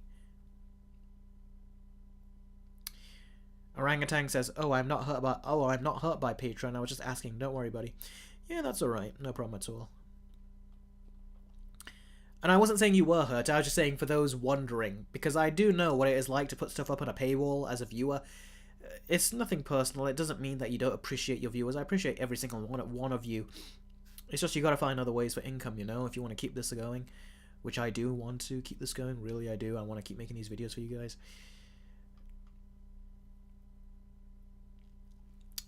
Odil says, Eric, I feel like your fan base is the least toxic fan base on the internet. It certainly is, which I do enjoy. I mean, I was having a conversation with Adam Grunther, who left the super chat earlier. We had a big disagreement on something, but it felt like a nice conversation. Didn't feel like there was any hard feelings or anything. And Adam Grunther popped down on the live stream and even gave me a super chat afterwards. So, you know, it's nice. I do love interacting with you guys. I really do. And yeah, my channel, I am so lucky to have such a good community down here. Okay. Oh, Adam Grunther is another super chat. I'm surprised. I don't get this software sometimes. It doesn't show all of them for some reason. Like, the super chats are normally separated, but it didn't do it. Let me just double check if you left another and I missed it. Oh, no, thank goodness you didn't. Yeah, here it is. Okay, pick your poison. Would you rather have Disney or Sony in charge of the MCU? Why do you ask me such hard questions? I don't, that is... Oh, man. Couldn't we have James Gunn run the MCU?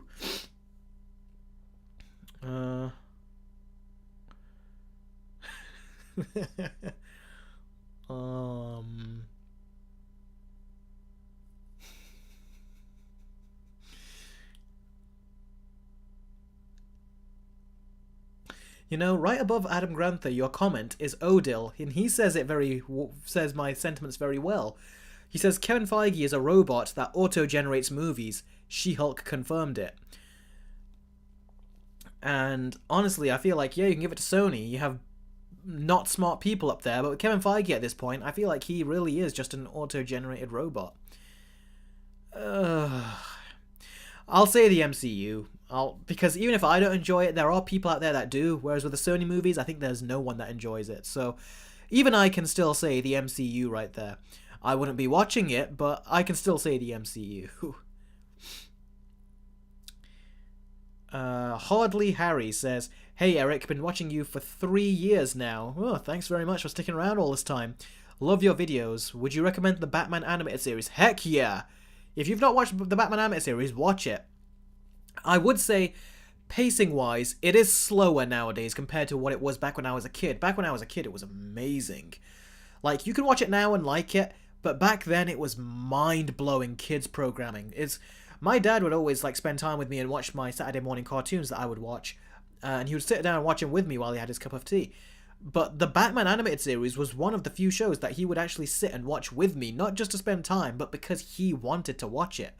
So that just goes to show how good it was, Batman the Animated Series. It really broke new ground. It was one of the first shows that said, yeah, these kid shows can be for adults too, for families, not just for kids. So it really broke new ground, it did. Adam Grunther says, I think you mean Jack Horner. What did I say? I can't even remember. Adam Grunther says, I could be wrong, but I think you missed the first 2 super chats I sent. Let me see. Ooh, whoa, yes I did. How did I miss those? This software, I tell you, if I could send something to him, I'd tell him, fix that. Okay, I'll answer those two questions right now, back to back. What did I think of Shazam 2? I really liked it. I did not love it like the first one, but I still really liked it.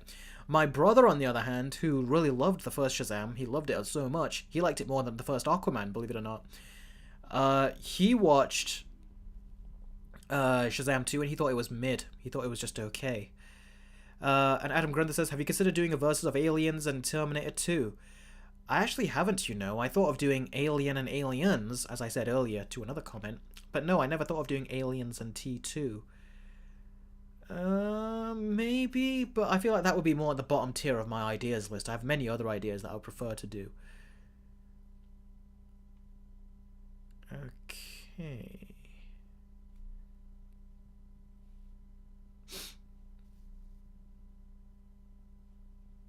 Let's go through. I should do patron goals. Orangutan says, yeah, I already have 50 is going to be the first milestone, and 100 is when I'm going to do the first big thing, which I said, which is going to be the How to Train Your Dragon Trilogy versus video. And it is going to be a production. It's not going to be just a regular versus video, it's going to be like one of my earlier versus videos where I could put like the movie music in, and I'm really going to use the movie music to time it with the scores and everything, and I've got the music like in mind as to which music I want to put in for certain specific parts of the video. In fact, I actually wrote the music into the script. That's how much I was you know, really planning and very articulate, very specifically like crafting the music segments for the video, because I was really that much into it. Let's see, what's your thoughts on Sydney not appearing on Scream 6? Yeah, it did hurt the movie, because I've already said in my versus video I didn't like these characters very much, and that's why Scream 5 won when it came to the characters, because the original characters were in it. Batman's Gamer says, hey Eric, I gotta go, gotta make my dinner, I'll catch you next time, take care. Yep, no problem, thanks for dropping by. Let's see.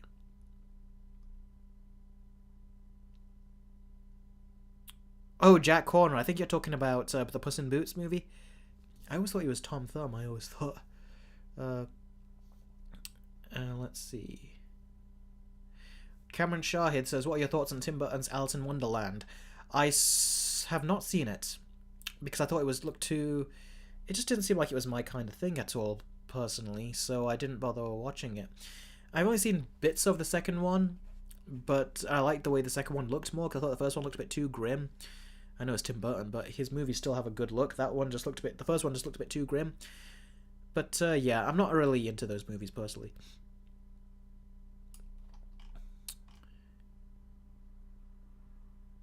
Do you prefer James Gunn or Zack Snyder directing DCEU films, says Satan's loyal servant.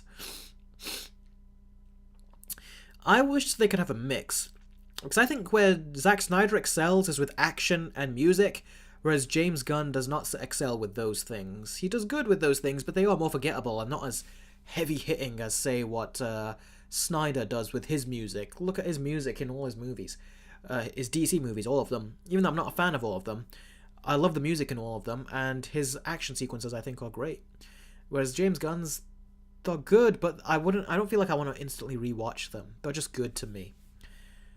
But James Gunn does better than Zack Snyder when it comes to character, I think.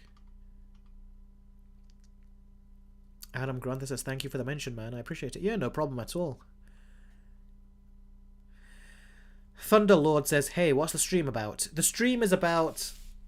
The Star Wars Celebration happened today, and I talked about the people you can trust announcing the Star Wars projects, and the ones you can't trust. The ones you can trust is Dave Filoni and Jon Favreau. The ones you can't trust is Kathleen Kennedy and anyone in her camp. The shows are not greenlit. They're announcing them and acting like they're going to be made, but they're not. And that's what I went through in this live stream. You can watch the beginning of it again if you want to hear me go on and talk about it and why I think that is. Alpha says, Eric, you are the hero because you expose the truth of everything. A person who tell lies and doing wrong things. Oh, the people who tell lies and do wrong things. Yeah, in that case, okay, I'll take it. Thing is, whenever I say these things, I never say it just to say it to you guys. I normally say it when I really feel it, you know, when I really wholeheartedly mean it. So yeah, I wouldn't say it just for the sake of saying it. back in my early days, it came across like I probably did when I look back at some of those videos because I did not articulate my point very well. Like in the Birds of Prey versus video, I didn't think I articulated my point as to why I thought that movie was woke. I wish I articulated that one better. But that's something you always get better the more and more you do this stuff, and I thought I would get better with that. So I think I have gotten better with that. So yeah. Marius Christensen says the Barbie movie. Oh my god, the trailer almost made me throw up. Yeah, I was not really fond of it either. I covered it on my Patreon. I wasn't really fond of it, but I didn't really hate it either. I didn't have anything against it really. I just didn't know who it was going to be for because the movie was clearly going to be PG-13.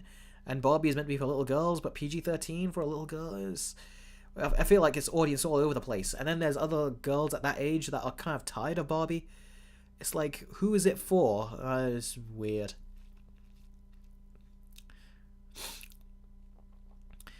Where is Adam Grunther? You got another super chat. Thanks for dropping another super chat. How would you rank the main villains of each John Wick movie? Vigo, Santonio, the Adjudicator, or the Marquise? Okay, Santino D'Antonio. He was such a prick. He said to John Wick that you have to get out of retirement or I'll kill you. Do the promise that you owed me, or I'll kill you. Then John Wick does it, and then he goes, okay, I'm gonna kill you anyway because you're a loose end. It's like there was no way John could have won that situation. It's like he could have listened to Antonio, he could have not listened to him. Antonio still would have tried to kill him. It's like, what could John Wick have done in that situation? So I was rooting for him to kill Santino. And then when he did it on Continental grounds, in the cinema, I wish you saw my reaction. My jaw was on the ground. When Winston was like, what have you done? I was thinking the same thing. That's why I love John Wick 2 the most. The twists and turns that happen, they really hit you in that movie the most out of any other of the John Wick films. So yeah, Santino first, then Vigo, then the Marquise, and then the Adjudicator is what I would say. The Adjudicator, she was more of someone that just came just as a spokesperson in a way, whereas everyone else, they felt more like, they had like a personal beef with John Wick because of what they were doing. With her, it was purely business. The others, they were just being pricks basically to John Wick, so he came and took them all out, except for her. Eamon Clark says, hey Eric, I'm a big fan of your YouTube channel. Are you looking forward to Indiana Jones and the Dial of Destiny? I am not, and this is what me and Adam Grunther had a long conversation about, which we both have agreed to disagree with. I would look forward to it, but because it's from Kathleen Kennedy, she's like hardcore heavy producer on this movie. And there's been so much inside scoops and rumors as to how she's been causing problems for the production, and even the movie's over budget by about 150 million. Yeah, and apparently Bob Iger is not happy with her at all. He's even said to her, I want the ending un-effed. And he said to her, the movie is a mess. So, and James Mangold and her apparently had like long arguments in their trailers when they would talk about the movie, and they do it in private, but people could hear them outside their trailers.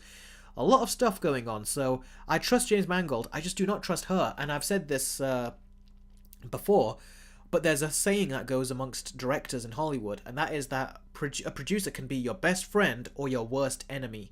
And certainly if Kathleen Kennedy is on your team, she will always be your worst enemy. So yeah, I'm not looking forward to it, especially because I heard what the ending will be, and I really hope they change it. But I've heard they've got another ending, but I hear it's still not a good movie. So, I don't know. I'm not looking really forward to it, to be honest.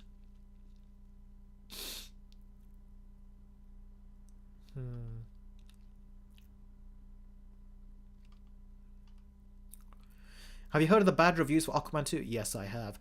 I wonder if that's because Amber Heard is in it, so they're calling it one of the worst DCEU movies, because I don't see how it could be the worst DCEU movie. I mean, we had freaking Wonder Woman 1984 and Joss Whedon's Justice League in there for crying out loud. What are your thoughts on E.T.? I liked it, I did. I didn't cry at the ending, though, because I saw E.T. when I was like about 9 or something. 8, 9, 10. And prior to that, I'd seen The Iron Giant, where the giant sacrificed himself. I also saw Terminator 2, where the Terminator kills himself. With E.T., I was like, well, the alien got to go home, so that's the happy ending, even though a lot of other people saw it as the sad ending. I was like, at least he didn't fall into lava or get blown up by this missile. Orangutan says, what is your favourite Harry Potter movie? Mine is A Goblet of Fire, Philosopher's Stone, or Deathly Hallows Part 2. For me, my favourite Harry Potter movie is The Prisoner of Azkaban and The Chamber of Secrets. Those are my two favourite ones. What your opinion on episode 6 of The Mandalorian? I've not seen it yet. I still have to see The Mandalorian episode 3. Thoughts on the upcoming MCU Secret Invasion? I did a trailer reaction to that recently too, so there's a lot of trailer reactions I've been doing on Patreon recently. Tons of them. I thought it looked boring. Marvel are trying to go darker, but you can't trust their trailers when they want to say they're going to go dark. Look what happened to Quantumania as a recent example. And before that, it was Age of Ultron and many other projects too. I do not trust Marvel when it comes to tone. And when it comes to doing serious stuff, they keep doing spy espionage after the Winter Soldier. It's like, you can make other dark movies, and I feel like they don't know how to do dark smartly, or don't know how to do dark well. So that's kind of irritating and annoying to me. So I don't trust it. Looks boring. I think it could have been a good big budget movie with a more intimate story. But they're making it a show with none of the Avengers because they can't afford them on the show, and the budget looks quite low.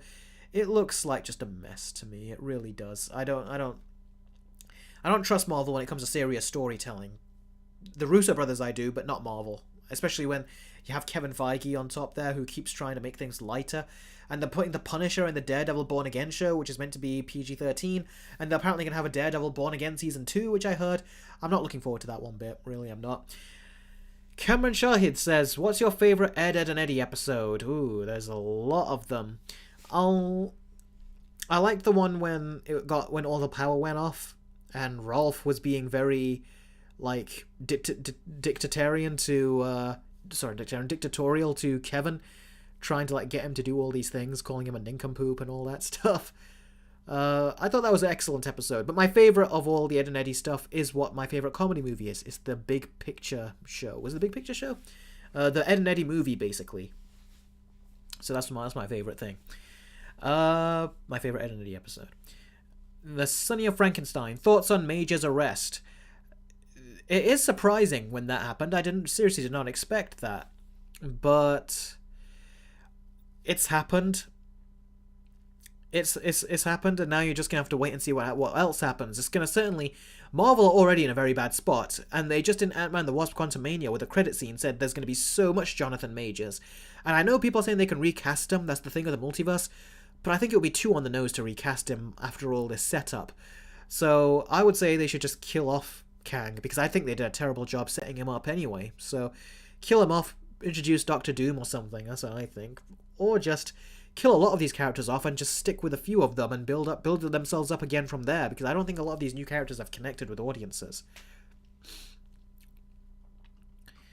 Master AGR says, that's a shame. Secret Invasion is one of the MCU shows I'm looking forward to. If you're looking forward to it, by all means, look forward to it. Don't have me turn you off, but I'm giving you the actual reasons as to why I'm not looking forward to it, and Marvel's track record when it comes to serious stuff, and the potential this story could have had. Like, if they had planned this out well, they could have shown that there were heroes in the Avengers that were the Skrulls for a while. But they didn't plan any of that out. It's like they're just whipping the Secret Invasion storyline on us after the first Captain Marvel movie, and this big, huge gap. And a little bit of Far From Home's corny ending, which I did not like. It's a mid-credit scene.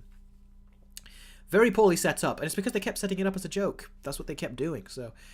Kellyan says, do you prefer The Flash or Arrow? The Flash. Arrow was really good with its first 3 seasons, but after that I thought it sucked. Harley Smith says, are you planning on making a review about the new Mario movie? I've heard that the movie so far had received mixed reviews.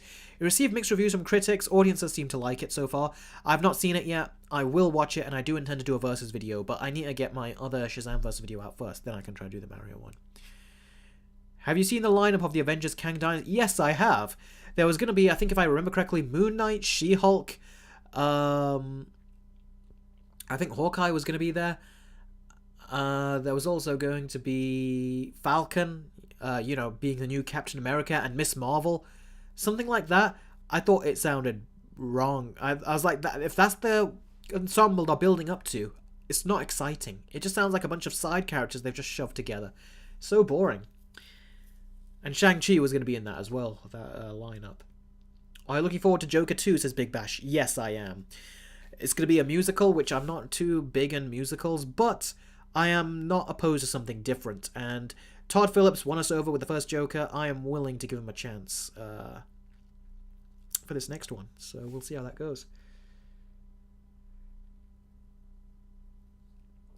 If you have seen Andor, what did you think of it? I've not seen Andor. Because Andor, the problem with that is I've heard the first half is slow and the second half gets going. Whereas if you watch The Bad Batch or The Clone Wars, it basically combines the two things. Like it basically combines Andor, paces, and combines it in a way where it's paced much better and smarter. That's what I think. So I have not watched it yet. Maybe at some point I will, but heck, look at me. I still need to see The Bad Batch Season 2, and I still have to watch Mandalorian Season 3. And I still haven't finished Rebels yet either, even though I know some of the stuff that happens later, so I have no time to see Andor right now. Adam Grunther, thank you for another super chat. Are there any obscure DC characters that you think should get a movie or show? Personally, I think a Jonah Hex show would be amazing. That is a very good question. Any obscure character? And yeah, for me, the obscure characters have already kind of been put on screen. Like, one of the obscure characters I've wanted to see was Dr. Fate. And we did see a Dr. Fate as well. Another obscure character that I wanted to see was... let me think. Because I did think of one recently. I was like, I'd like to see that obscure character. Oh, but it's just escaping me right now.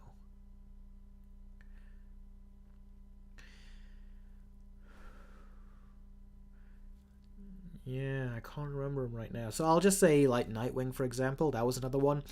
What was the one that James Gunn has announced that he's going to do? Booster Gold. That was one I was curious about. I think there is a good way to do a good version of that, so I am glad he's doing that.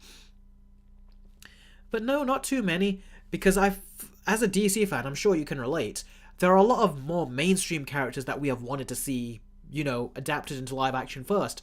Like Green Lantern, like Hawk Girl, not the Legends of Tomorrow one, which was cringy and horrible.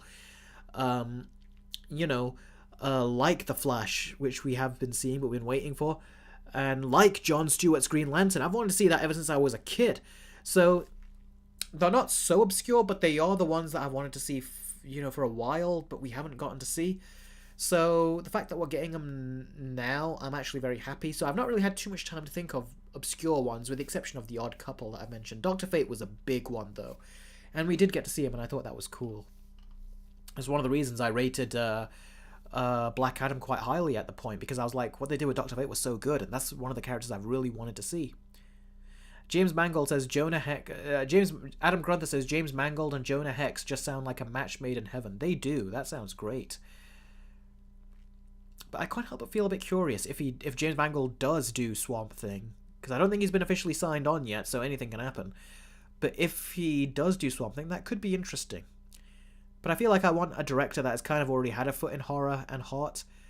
Maybe David Sandberg, if he does an R-rated version. We'll see.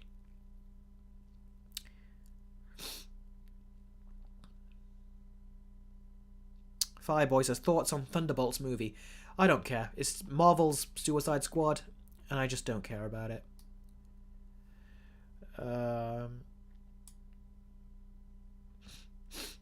It feels like a team that they just threw together, honestly. It's like their own Legends of Tomorrow, if you ask me. Cameron Shahid says, who were your male and female idols growing up? For me, it was Batman and Spider-Man for males and Disney princesses for females. Well, I don't use the word idol. I always like to look at the word looking up to. I don't idolize people, because you'll honestly get disappointed if you hold them up to that level, like an idol. So I don't ever look at people to that level. But I do look up to them. For me, it was always my dad. I used to always look up to him. Still do. There are certain business people that you can aspire and look up to and be like, I like their work ethic. Like, you know how they try hard to be successful. So, in that way, I think there was an actor about whose work ethic I liked, how they actually managed to boost themselves up. Oh, I can't remember which one. Was it someone who built their brand? Clearly, I've not been thinking of them for a while, but I'm trying to go back to someone that I did look up to, but I can't remember who it was. But people that persevere, like keep trying harder, and they eventually get what they, aspire to do, I really admire that. But yeah, I'd say in terms of if you want to ask me for a movie character that I looked up to as a kid, it was Luke Skywalker. Because I liked how in the sixth movie he had reached a level of zen, which even as a little kid, when I was very little, I was like, wow, Luke has grown up. He's turned into an adult. He's very calm. He doesn't get angry quickly. I was like, I want to reach that level of calm mentally. I feel like that's what I wanted to aspire to when I was younger. Even when I'm older now, I'm like, I like that. Which is why in The Last Jedi it was all the more painful when they just said, oh, now he's just an old hermit. And they did the same thing with Lightyear as well, with Future Buzz. So that was stupid. But yeah, that's my answer to that. Cameron Shide says, sorry, I didn't mean it that way. Yeah, that's alright. Looking up to is the word I normally use to describe that. And I've already said, my dad was one, and Luke Skywalker. What are your top 3 worst MCU films? My top 3 worst MCU films. Oh, that's a big list. But I'd say Thor Love and Thunder is one. Eternals is another. And Age of Ultron. I know that sounds weird, but I really did not like Age of Ultron. They had what made it worse is that they had a lot of the ingredients that could have made it amazing, but they clearly just watered it down because they just wanted a quick beat-em-up movie, a filler Avengers movie. And they tried to do what a lot of other studios do nowadays that we criticize them for, when they try to forcefully set up multiple sequels, which is what they did in that.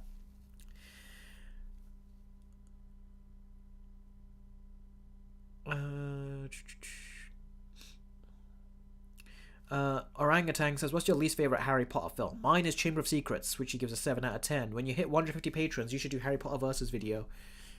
Yeah, why not? I can...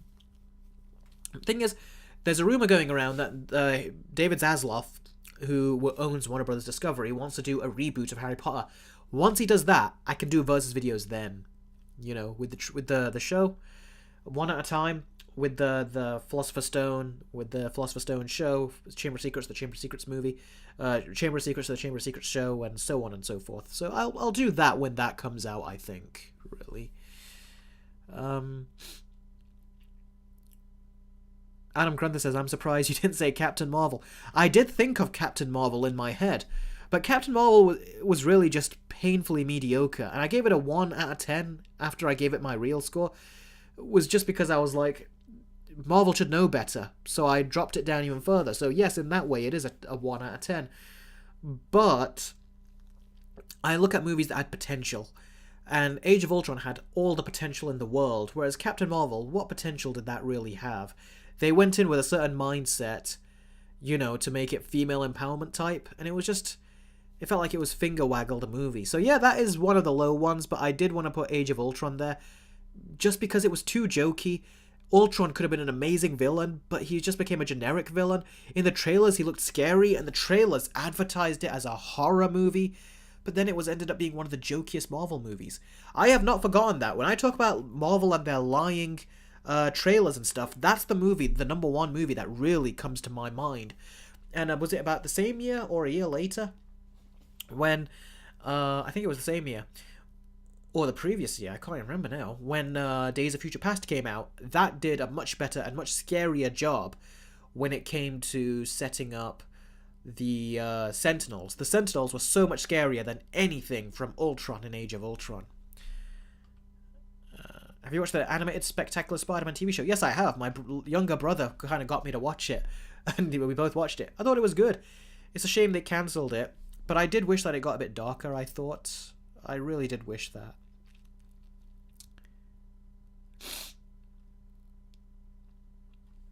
Adam Grunther says, my thoughts on David Zaslav are basically your thoughts on Kathleen Kennedy. I genuinely think he's dangerous for the company.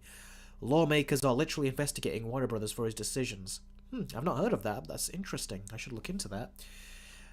Yeah, fair enough. That's fair enough. I think I'm only looking at it from the perspective. I know there's a lot of other things which have turned people off.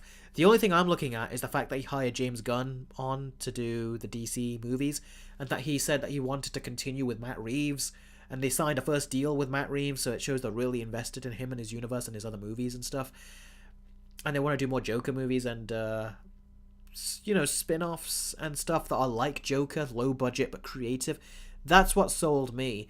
I'm sure his business practices are not good, but he did make the smarter business decisions, especially for DC at least. Not for everything, I should really preference that. And certainly he was doing... I feel like he came in at the right time, because Walter Hamada, from what I heard, was going to use the Flash movie to set up Supergirl as the new Superman, essentially, and they're going to kill Superman in this movie. Before later they said reshoots were happening to say that, no, don't worry, he's still alive. They were also going to kill off Ben Affleck's Batman, which I think is still going to happen, but this time they're going to get the Brave and the Bold Batman in. But at the time, they were going to get the Batgirl in there to replace him, and then they were going to have Wonder Woman in there to be part of the Trinity. That was their original idea, hence she showed up in Shazam to kind of show that was still going to happen. So that's what was going to really go down there, and that was not good. So I was like, okay, for that particular thing, he came in and did something for DC, like when it really needed it. But yeah, I can totally understand the rest of the complaints that you have with him in that regard completely. Adam Grunther says Todd Phillips was his original choice to spearhead DC. Yeah, that was a weird choice. That, I will say, was a weird choice. I mean, if you want Todd Phillips to spearhead DC Black Label with a bunch of, like, indie, lower-budget, standalone villain movies, like Joker, then maybe they can all come together or something, I don't know. That would make sense, but to get him to spearhead DC... that did make me laugh. I was like, okay, dude, you seem really desperate. And apparently they begged him. I don't know what they were thinking. Makes me think, did they hire James Gunn because they wanted him, or just because they really needed someone? And they said, alright, you do it, because you did a good job with Peacemaker and Suicide Squad. You know the supernatural stuff better. Take it. Or maybe because James Gunn was the only person crazy enough to take it. Adam Grunther says, Batgirl still could have been released. You didn't even have to make it canon. They never followed up with their original plans, and they still could have released those movies. I do agree with that. I think that the Batgirl movie should have been released as kind of like the Lost episode for certain TV shows. That would have been good if they released it as like the Lost like movie, like, you know, like a one-off that doesn't connect to anything. I do agree with that, but just like Disney are strapped for cash right now, they're trying to free up $5.5 billion. Warner Brothers are trying to free up money too, so you don't have to agree with the ways they've done it, but they've done it because they have to do it. So some people are even saying that, I heard some people saying that since they're resetting the DC universe, they should have just reset the Flash and just said, we'll do that as a tax write-off too, because we can't get Ezra Miller back. I was like, please don't, I have to see that movie. Matthew says, what are your thoughts on Telltale's Batman? I love Telltale's Batman, really I do. Second season in particular was amazing, especially when you can choose your own dialogue, your own paths, and you can do a detective thing. This was like the Detective Batman before Matt Reeves' Detective Batman. So yeah, I love Telltale Batman, really I do. I reviewed episode 1, but I never got around to reviewing the others. But if you want to watch my review for episode 1 of Telltale's Batman, it's on my channel. You can search it up. Draker the Heartbreaker says, what do you think about Velma? That is insulting. Just like everyone else, I agree it's insulting. And why did they even try to do what they did? I just don't understand. That's an insult to the person who created Scooby-Doo. And it didn't feel like Scooby-Doo at all. It's just a show where an unfunny comedian tries to just say a bunch of political views, which they try to disguise as jokes, when really it's not jokes, it's just political views. You've used this show and these characters that someone worked so hard on as your own personal Twitter account. And I think that is just... It goes to show that when people say these woke kinds, they don't create things, they just ruin other people's creations. Which is exactly what happened with Star Wars. You know, it's exactly what happened with certain other projects that have come out of Hollywood, even like Ghostbusters as well. There's things where they just do it just to do it for the sake of doing it. Just because they want to say, look how good we are, we want to preach our messages. Even though behind the scenes, when you look at their business dealings and what they've done in real life, they don't really believe in these things, but for some reason they think they do. It's like they're trying to convince themselves that I'm a good person. It's like, have you seen the show You, where Joe keeps trying to tell himself he's a good person? It's a show about a serial killer, you know, who tries to be a better person, but he's really not. It's like with Hollywood people, they try to say, oh no, we're not racist, we're not this, we're not that. But then when you look at what they've done in the past and their dealings and what they try to do behind closed doors, it's like you are what it's like you're not what you try to say you are. When you try to say that we're so good, your actions reflect otherwise, but you're convinced somehow that you are good when you're not. Adam Grunter, it still baffles me that Aquaman 2 is being released after The Flash, given that Affleck is in that film and Flash is supposed to reset everything. Yeah, I wonder what they're going to do, because Aquaman was supposed to release first, and they shot, from what I heard, those endings twice. One with Michael Keaton, when Flashpoint happens, and one with Ben Affleck, so they can release the movie before Flashpoint. So, it makes sense. So I don't know what they're going to do. We'll have to see what they do. But I think that scene was only there, really, just so they can set up a sequel. But I doubt that sequel's going to happen now, because James Gunn's got his own ideas for sequels, which, from what I hear, is Justice League, The New Frontier. So maybe they'll just take it out altogether, because they don't need that there as a setup. But we'll see.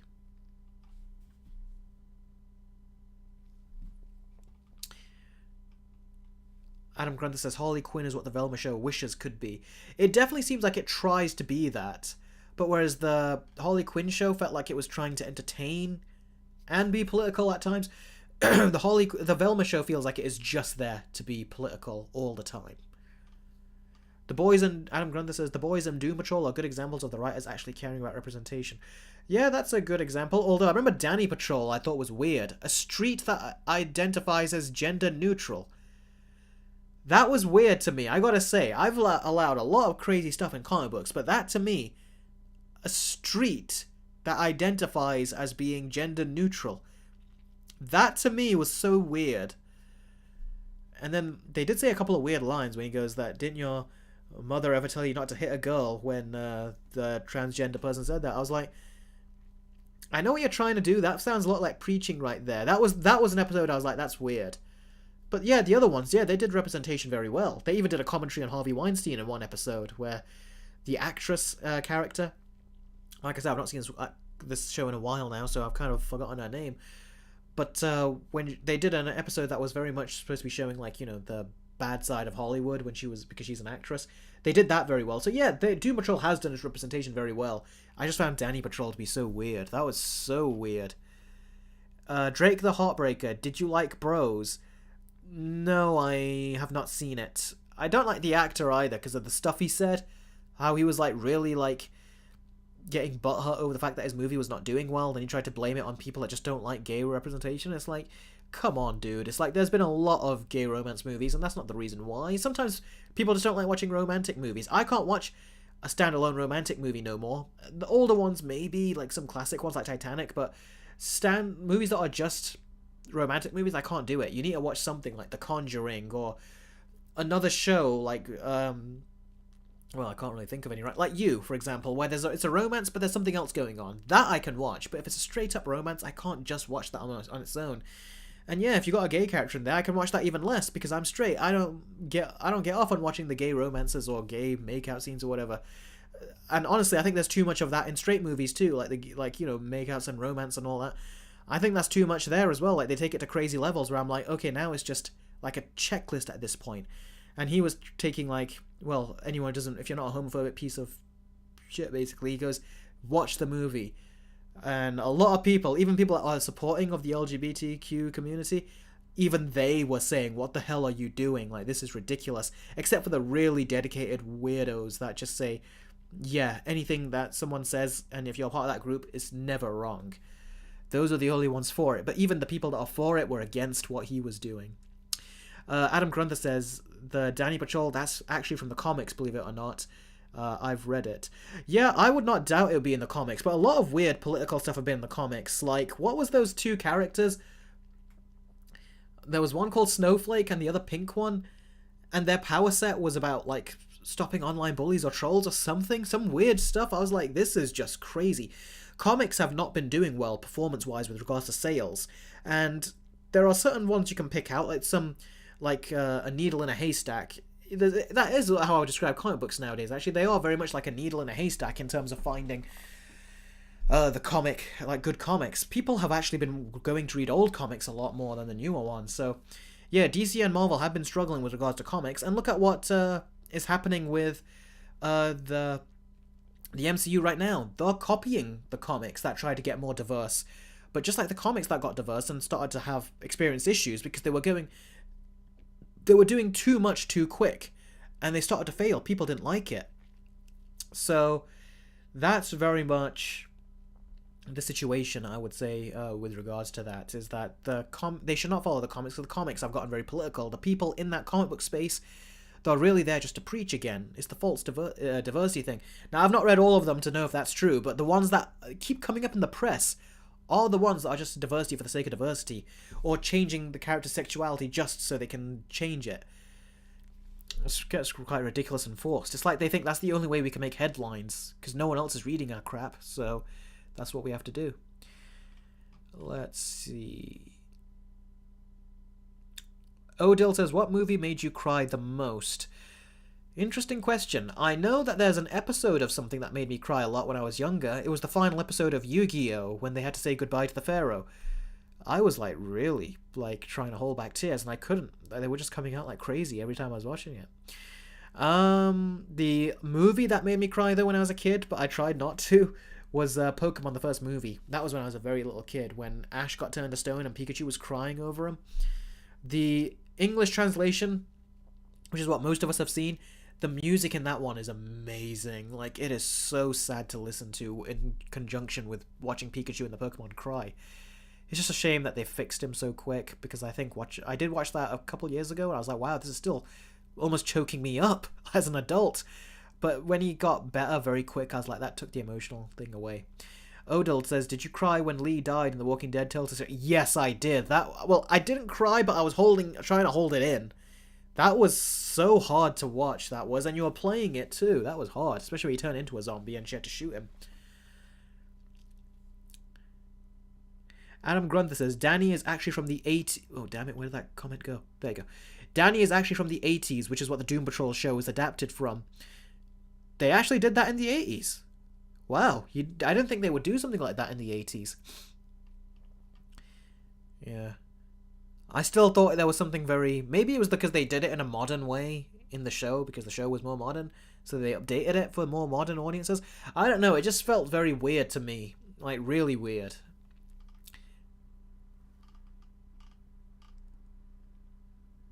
I know you don't like... Master AJR is saying this.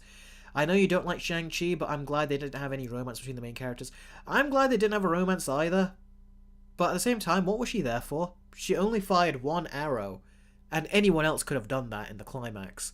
She was only there just to be the comic relief, and I've shown in my review some of the comic relief stuff she does. There was one point, I can't remember if I mentioned this in the review, but there's one point where on the bamboo stick scene, when she puts her hands up and then she sings as a distracting thing, that was just weird. That was really weird. That was a silly joke. Me and my brother both looked at each other and was like, what the hell is this? Like, it was so weird. The Fox is Kyle. Have you watched Ted Lasso? No, I have not. I've heard good things about it, though.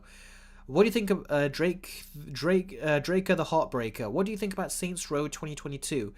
I have not played it. I've wanted to play Saints Row for a while when I was younger, but then I got Sleeping Dogs, which I thought was amazing.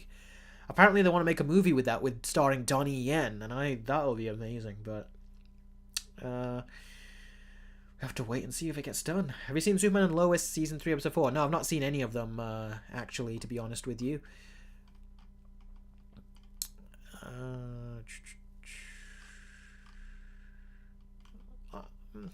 I know with the CW you get burned. They start off with a show that's good, and then you get burned down the road. And I didn't like what they were doing with Superman's kids in that. I was like, please don't give me no more CW romance nonsense, because I really did reach a peak at that point where I was like, I'm just done with the CW isms, and I was like, that will just break it for me. So I don't mind waiting for James Gunn's movie, which I'm very excited about. Speaking of excited, Joe Dorduckers, I am so sorry, man, if I got that wrong. I know I got it wrong. I must have. Are you excited for Indiana Jones 5? I mentioned this earlier. Not really, because Kathleen Kennedy is behind producing it, and she's a hardcore producer on it. So, yeah. She's one of the producers that fired the two directors that did the Spider-Verse movies.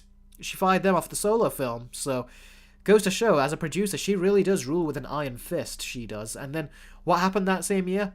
Or the year after? They won an Oscar for Into the Spider-Verse. So, shows how Kathleen Kennedy's producing power that she has. She misuses it, and that must have been a slap in the face that they won an Oscar, because she could have got credit for them if she kept them on the Solo project. And I hear a lot of filmmakers were not happy with her when she did that, because a lot of them knew those two directors. Phil and Lord was it, I think it was, yeah. Adam Grunther says, last super chat from me. What are your thoughts on the James Bond movies, and do you have a favourite film from that series? Well, I started watching the James Bond movies from Pierce Brosnan's time. That was in the 90s when I was born, and a few years later down the line, when I was about 7, 8, I started to watch a couple. I like the Pierce Brosnan ones the most. I'd say GoldenEye is probably the one of the best ones. It's got the right amount of like corny charm from James Bond, and it's also got some darkness in there as well. Daniel Craig's are really good. I think Skyfall is his best. Quantum of Solace is his worst. No Time to Die was alright. But he definitely had an up and down. It went up and down, his movies. Casino Royale was very good, I thought, as well. But I think GoldenEye and Casino Royale. No, GoldenEye and Skyfall are my two favorites. I do love Casino Royale as well, though. And it's funny because the director that did GoldenEye did Casino Royale, and he directed two completely different James Bonds. But Pierce Brosnan was always my favorite James Bond.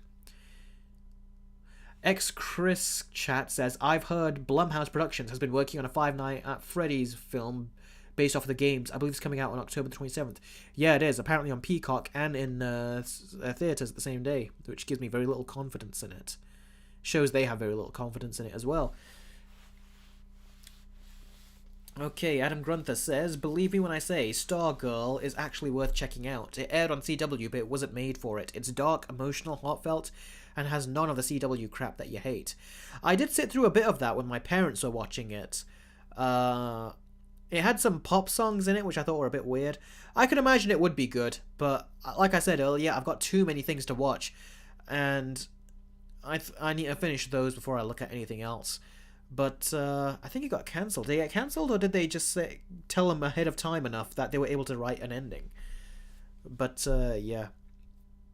Drake the Heartbreaker says, are you sticking to movie reviews? No, I've got videos for many things, but movies are my primary thing. I will be doing gaming on my Patreon soon. That's something I'm going to try to incorporate as well, along with the higher sort of like tariffs and like, you know, perks on Patreon. It will be gaming as well. And you'll see my PSP collection and some stuff like that too, and my PS4 collection, all that kind of stuff. The Fox says, Kyle, have you watched the Winnie the Pooh horror movie? No, I haven't, but I'm aware it's out, and I've seen the horrible reviews it's gotten. I'll probably just watch... Well... My guess is that they're going to kill Christopher Robin off at the beginning, and then you'll just have a generic slasher movie. I think they should keep Christopher Robin alive throughout the whole thing. But I think they're too stupid to do that, honestly. I think they probably will just kill him off at the beginning. And then it'll be like, yeah, well, what's the point? I think it just looks like a generic slasher movie. I do like the twist of the concept that they get wild and crazy when he leaves them. But it feels like it's not going to feed into that. It just wants to be more of a generic slasher movie is what I gather from the trailer and stuff. Adam Grant says Stargirl was cancelled, but they were told ahead of time, so they were able to film a proper ending. That is good. That is very good, because I hate how a lot of shows, there are just too many shows out there that got cancelled and they just end abruptly. And it stinks. It's like you could have a really great show, but you can, even if each episode is a 10 out of 10, it would be completely worthless if there was just an abrupt ending. So it's good to know that it had an ending. So I'll keep that in mind. If in future I am looking for something to watch, I'll look towards that, knowing that it's got an ending. So thanks for letting me know about that. The Master of Gaming, where's your Hogwarts Legacy Patreon video? I'm going to be working on that. You can see my camera behind me right there. I've been setting it up and going through setups. I've taken that camera out of storage. It's going through some issues, and I need to set up my recording space. I'm getting a new desk mat, which I'm going to be recording on. That'll be in my background as well. So I'm working on it. I will do it. I will do it mainly to give you my thoughts, and also to show some gameplay on how it runs on the Steam Deck. That's my plan, is to do something like that. So, yeah. Smoothie King, have you watched Cocaine Bear? Yes, I have. I did not like it. I think I gave it a 2 or 3 out of 10. It was really quite bad. There was just oddly paced. The music was weird, and I thought that I didn't like any of the characters, really, is why it ultimately killed it for me. Hey, Eric, who is your favourite Hulk? I would say Edward Norton was my favourite Hulk.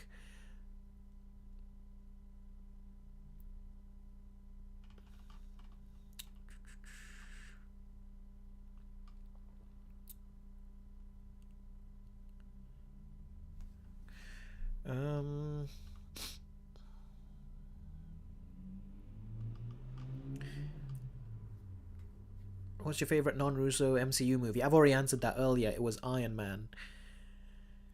What are your thoughts on Zombieland? Love the first one. I've seen it many times. That and Hot Fuzz are like my two favourite zombie comedy movies, and my two favourite zombie movies.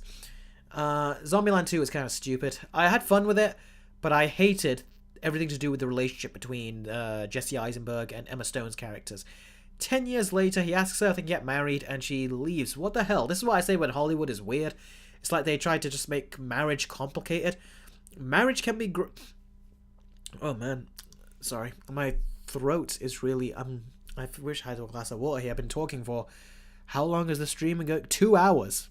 No wonder my voice is giving out. But yeah, I didn't like what they did with the whole marriage thing. I thought that was really quite ridiculous. They should have kept it... just let them get married. There's nothing wrong with that. But she had to say... Leave and say, see, his problem is that he got attached. I don't like the way marriage is viewed in the modern day. It's such a simple thing, but it's just people complicate it. And they put it into the writing as well. It's bloody stupid.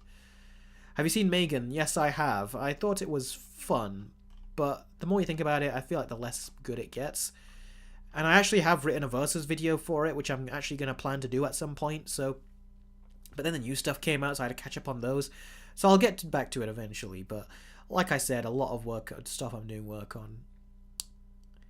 And also I did a trailer reaction on Blue Beetle as well. As for all these other trailer reactions I did, that's one I've done. Hey Eric, what are your thoughts on Age of Ultron? I'll sum it up for you very quickly, because I know I've said for years now that I'll cover it. And I probably will on my Patreon. Already got a video idea for it.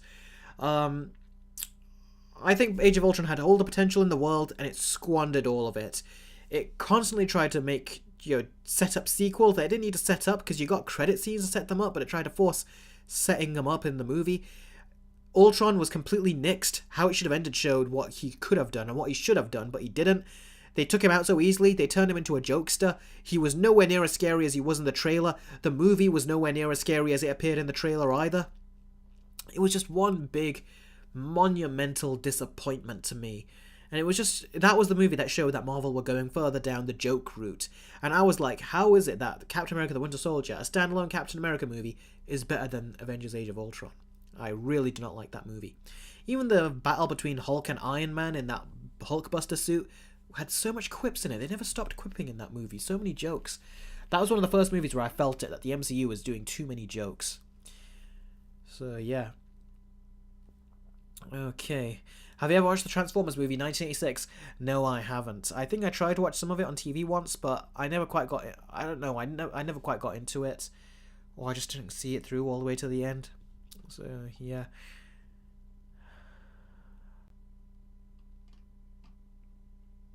One of you asked me about regular show. Oh, there you go. Drake the Heartbreaker. Yes, I have. I did not see the ending. I did not watch each episode individually. My brothers did. I only watched episodes here and there scattered. Very funny show. The Jinx episode was very funny, I thought. That's the weird thing with regular show. The first half is always very funny, then the second half just goes batshit crazy.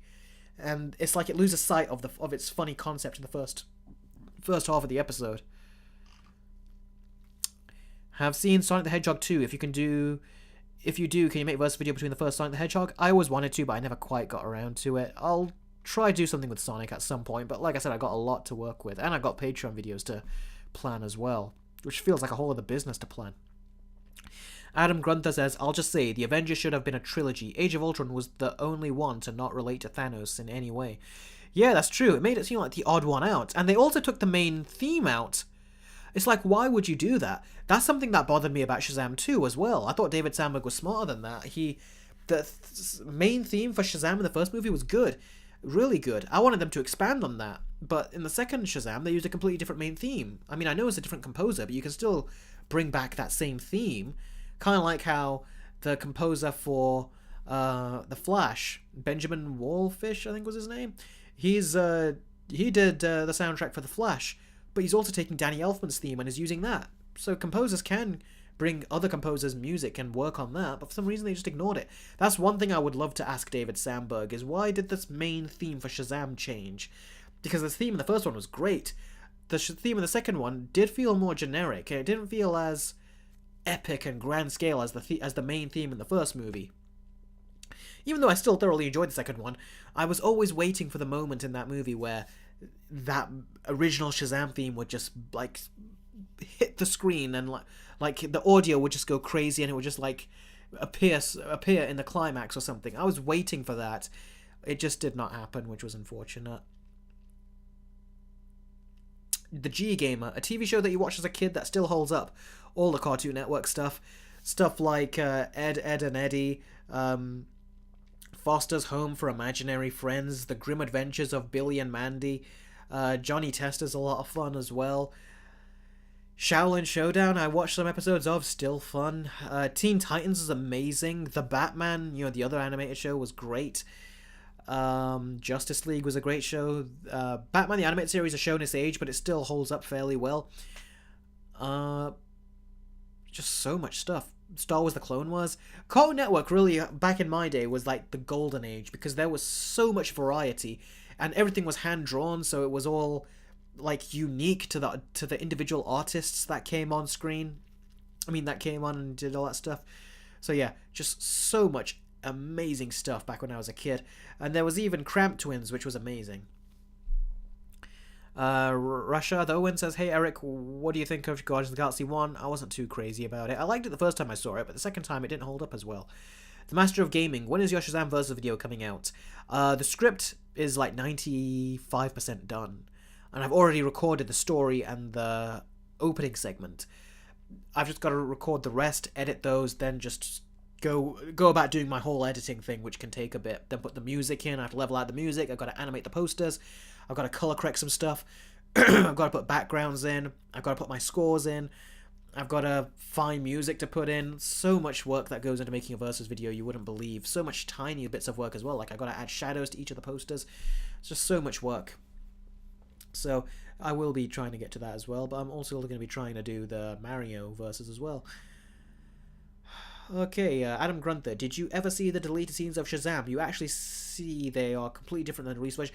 Yes, so the first one I did, there was one that, I loved all of them, but the two that stuck out to me that I remember, I'll never forget. One is when Billy tries to escape the foster home that he's in, and his adopted sister, she shows up and talks to him and tells him to stay, that they're very good people. And then she says that, I know what kind of person you are, that, I've had, yep, Courage the Cowardly Dog, another one. She goes, I know what kind of person you are, like, I was very much like you, and Billy kind of doubted it, and then she pickpocketed his wallet, or something, and she was like, yeah, and I was like, whoa, that made her interesting. That made her, like, really interesting. I want to know more about her backstory, too. David Sandberg said the reason he didn't keep it in is because it kind of detracted, and the movie didn't flow properly. I can totally see what he's talking about, because if you put it in, it wouldn't fit as well. It wouldn't flow from Billy being in the house to feeling like he's not comfortable with this group and then going to school and not being comfortable there. That would have broken the scene, but it is such a shame that they couldn't work it in, because that was such a great little character moment for her character. Was her name Mary? I think it was. Was it? Yeah. And the second deleted scene was where his little sister, when she goes, she kind of blackmails Shazam, like, I will tell your secret unless you have a tea party with me. And she's like, because I'm being a good sister. That's what good sisters do. Good sisters keep secrets and don't tell the secrets of the others. It was like, she was like blackmailing him because she knew that they were kind of trying to take advantage of her loyalty. So that was funny.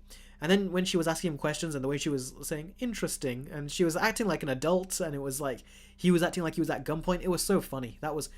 I do love that first Shazam movie. Really, I do. Are you going to make a video on the Bad Batch Season 2, and what are your thoughts on it, says Alvin Tavi. I've only seen about 4 episodes, maybe 5 of the Bad Batch Season 2. I still need to see more, so I can't really talk about that yet. I will say, though, I think it was episode 3. Phenomenal episode. That is like, it could be in a rated R movie, whatever. The character development does not feel like it's something that was made for a cartoon. It feels like it could have been made for something that was rated R. The character journey and just the harsh realities of war.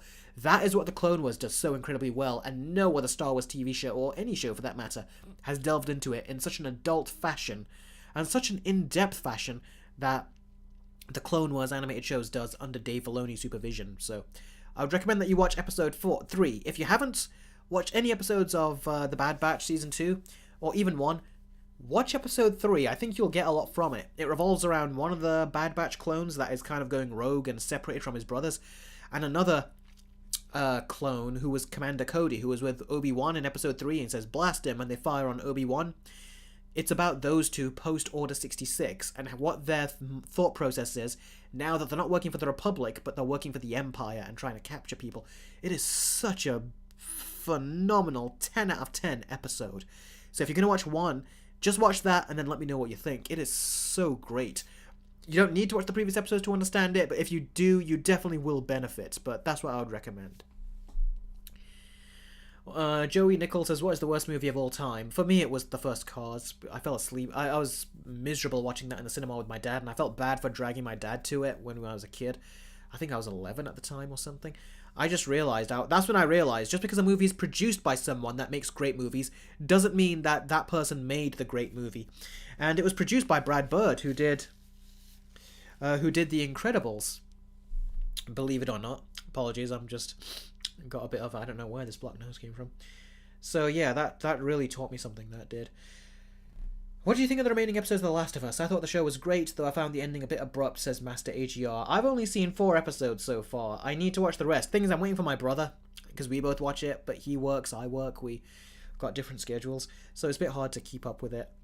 But we always watch it together, so we'll try to find a way to, to watch it at some point. Then I'll report back to you with a live stream, perhaps. Adam Grunther, for example, there's a deleted scene where instead of in a boardroom, Savannah kills his entire family at a Christmas party, including his mother and sister. Is that in a deleted scene? Holy moly, I've not seen that. I want to see that. I did hear that David Sandberg said the opening of the first movie was a reshoot when young Dr. Savannah is in a car, because they wanted to make that scene bigger and also have like a potential different ramification for his father, who's in a wheelchair. Before that, I think it was just in a house or something, so it was good that they did a reshoot there. That's an example of reshoots doing very well. Cameron Shahid says, have you seen an underrated Disney film called The Black Cauldron? I've heard of it, never seen it. I do want to see it at some point, though. The G Gamer says, my last question I'm going to ask, what's your favourite Disney animated movie and least favourite? My favourite Disney animated movie is Beauty and the Beast. Love that so much. My least favourite... Come on, what is your least favourite, Eric? I'm trying to think back into the old days, because none of them were really bad ones. Oh, that's a hard question, because the early ones, you can't really say any of them were bad, but which one do I like the least? I'll say Pocahontas. The reason I'll say that is because as a kid, you watch anything your parents show you because you're intrigued by what movie they're recommending or what movie they bought us. We watched Pocahontas. I got bored watching 10-15 minutes of it that we just turned it off. That's the first thing I ever turned off as a kid, myself. So I haven't even watched Pocahontas all the way through. I wasn't really fond of it, personally. So I'd say that. The fact that it got me to turn it off, that was probably my least favourite. Gregory Bonstein says, thanks. Which is better, No Way Home, Multiverse of Madness, or Wakanda Forever? I would say Wakanda Forever, but Multiverse of Madness I would say is probably my favourite, only because of the Sam Raimi isms, even though it's a very poorly written movie. I think it's just, username is just Jay. I think Ahsoka has a particular chance to do something more adult, especially because she is a character has so much stuff to delve into regarding Vader, Order 66, etc. I have such high hopes for it. I hope it gets dark too, because Dave Filoni, he knew how to get really dark and really like meet the edge of the line for PG-13. They even had to censor a couple of his stuff with the broadcasts on Cartoon Network back in the day, which you now see in full on the DVD and on streaming. So yeah, I think it could be. We'll have to see.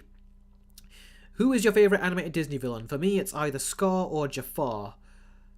There are a lot of great Disney animated villains. I will say Scar. You've mentioned a couple of great ones, Scar especially. But if I had to pick my favourite, maybe it's Gaston. I like how he's kind of not a villain at the beginning. He's just like a typical macho kind of like hero in many ways. Like he would be the kind of person that would save the girl from a castle. Tell me you can't imagine him rescuing Fiona from the tower in Shrek. Like Gaston just seem like that kind that would go in there and like go in and rescue the girl, like, you know, as he's like proposed to the girl. But they just villainized him in Beauty and the Beast, and they did it very well. It's like he's almost like a fairy tale hero that kind of went insane. So I think I'd say Gaston right now. But there are so many good ones, so many. The G Gamer. Anyways, I'm gonna go now. Have a good day. You too, buddy. Thanks for sticking around for so long. I'm gonna end the stream in 2 minutes now. So that'll be a 2-hour, 20-minute stream. So 2 minutes, and then I need to go get a glass of water. I honestly thought you were gonna say Chicken Little, to be honest. Chicken Little didn't really have a villain where I'm like... I can't even remember the villain properly. I've only seen that movie once as well. What do you like more, 2D animation or 3D? I prefer 2D is what you said, and yeah, I prefer 2D as well. In fact, I do like 2.5D as well. There are certain movies that tap into 2.5D, and they really do good as well. Like Puss in Boots, I would argue, is 2.5D. It really depends, though. I think DreamWorks have done a better job with their 3D animation than Disney have, because Disney's looks very kind of generic 3D. Another 2.5D examples was Incredibles. Very good, that was. Arcane, that Arcane show, that also I think is 2.5D animation. So I think there's a lot more creativity with 2.5D animation. Even Spider-Verse is like 2.5D animation at times, it feels like. Unpopular opinion. Oh my god, Draco the Heartbreaker, you better explain this. Write your comment down as to why. I'm curious. I've never heard this before. Unpopular opinion. I like Batman and Robin more than Batman Returns. I need to know why. Is it the ice puns that did it for you or something? Because that's the first time I've heard that. That's very interesting. Like, I genuinely am curious. How come you prefer Batman and Robin over Batman Returns? Drake Holly, one more question, then I'll go. Favorite DreamWorks movie? Mine is the How to Train Your Dragon movies. Bye. Have yourself a great day. Yeah, you have yourself a great day too. My favorite DreamWorks movies would be Shrek. Shrek 1, 2, and Puss in Boots 2. But yeah, I love the How to Train Your Dragon movies too, especially the first one. That gets... Actually, I won't tell you. I was going to give you my score for it all of a sudden. I don't want to do that. I want to save that for the Versus video when you see me compare them all. Favorite animated movie of the last decade? That's a tough question because they're not all coming to my mind, the animated movies. I would say... Oh boy. That's a tough one. It's a toss-up between Guillermo del Toro's Pinocchio or Puss in Boots 2. It depends. I need to see both of them again to know for sure. Right now, I'll just say... I don't even know. I'll say Puss in Boots 2 right now, but my mind is also saying Pinocchio, so I could just wake up tomorrow and say Pinocchio is better than Puss in Boots 2. Right now, I need to see them again to know for sure. Okay, Joey Nichols says, what is your least favourite animated movie of 2022? Last question, I promise. Okay, I'll end it on that. Let me just quickly read Draco the Heartbreaker, his explanation for Batman Robin. I thought Batman Returns was really boring and disappointment compared to Batman 89. I can imagine that. I still enjoyed both. I was disappointed when I was a kid that there was less Batman eventually. The more rewatches I did, I was like, there is not as much Batman in here. But yeah, I do like the first two. Batman Robin for me was too terrible. Forever was fun. Honest Trailer said it best. This is the worst movie I've seen a million times. That's the best way to describe it. Oh, really, Cameron Shahid? I never knew that the Black Cauldron had what was considered the scariest villain at the time. Are you planning on reviewing the Dragon Ball films? No, I'm not. I wanted to watch Dragon Ball Z when I was a kid, but we never had the channels for it, so I could never grow up with it like everyone else did. So that's unfortunately one that I missed, and I never got to see. So let's see. I like how X Chris chat says Batman Robin, in my opinion, was pretty disgusting. Okay. Where was that other question? Favorite animated movie of the last decade? No, I've already answered that. What was the other question I said I was going to answer? Least favorite animated movie of 2022. I've not watched too many, so I can't really tell you. I did not watch Strange World. I feel like I'm going to have to at some point soon, so I can do my video for Puss in Boots, my non-versus video, because I need a if I decide to comment on Strange World. Oh, Lightyear. Lightyear was terrible. There was a movie called Luck, I think, or Lucky, which was from Apple TV. Wasn't very good, but Lightyear was awful, truly awful. All right, guys, that is it for my live stream and for talking about the Star Wars Celebration. Keep what I said in mind for tomorrow and however many more days there will be of Star Wars Celebration. Basically, what Dave Filoni and Jon Favreau say is the truth. Anything Kathleen Kennedy says is a lie that is only meant to rile up the fan base. And you do not trust them. Do not trust anything they say. They want you to get so worked up that that you completely ignore Dave Filoni and Jon Favreau's work, especially Dave Filoni's on Ahsoka, because that's meant to just reset everything that Kathleen Kennedy has done to ruin Star Wars. Dave Filoni's going to try and fix it with Ahsoka. So make sure you just show your excitement and enthusiasm for the Ahsoka show, and just completely ignore everything Kathleen Kennedy says. She's going to be out soon, and none of the stuff she wants to make will be put into production. And The Acolyte, I guarantee you will hear it being cancelled at some point, or if they don't announce it being cancelled, they'll just very quietly cancel it. The same with the Rey movie, and with anything else Kathleen Kennedy tries to put through. So, yep, just be sure to remember that. Thanks very much for watching, guys. I really do appreciate it. Take care. I'm gonna get to work on other videos, but well, by tomorrow and today, I'm gonna get some rest now. Thanks very much for watching, guys, and I'll catch all of you very soon. Take care.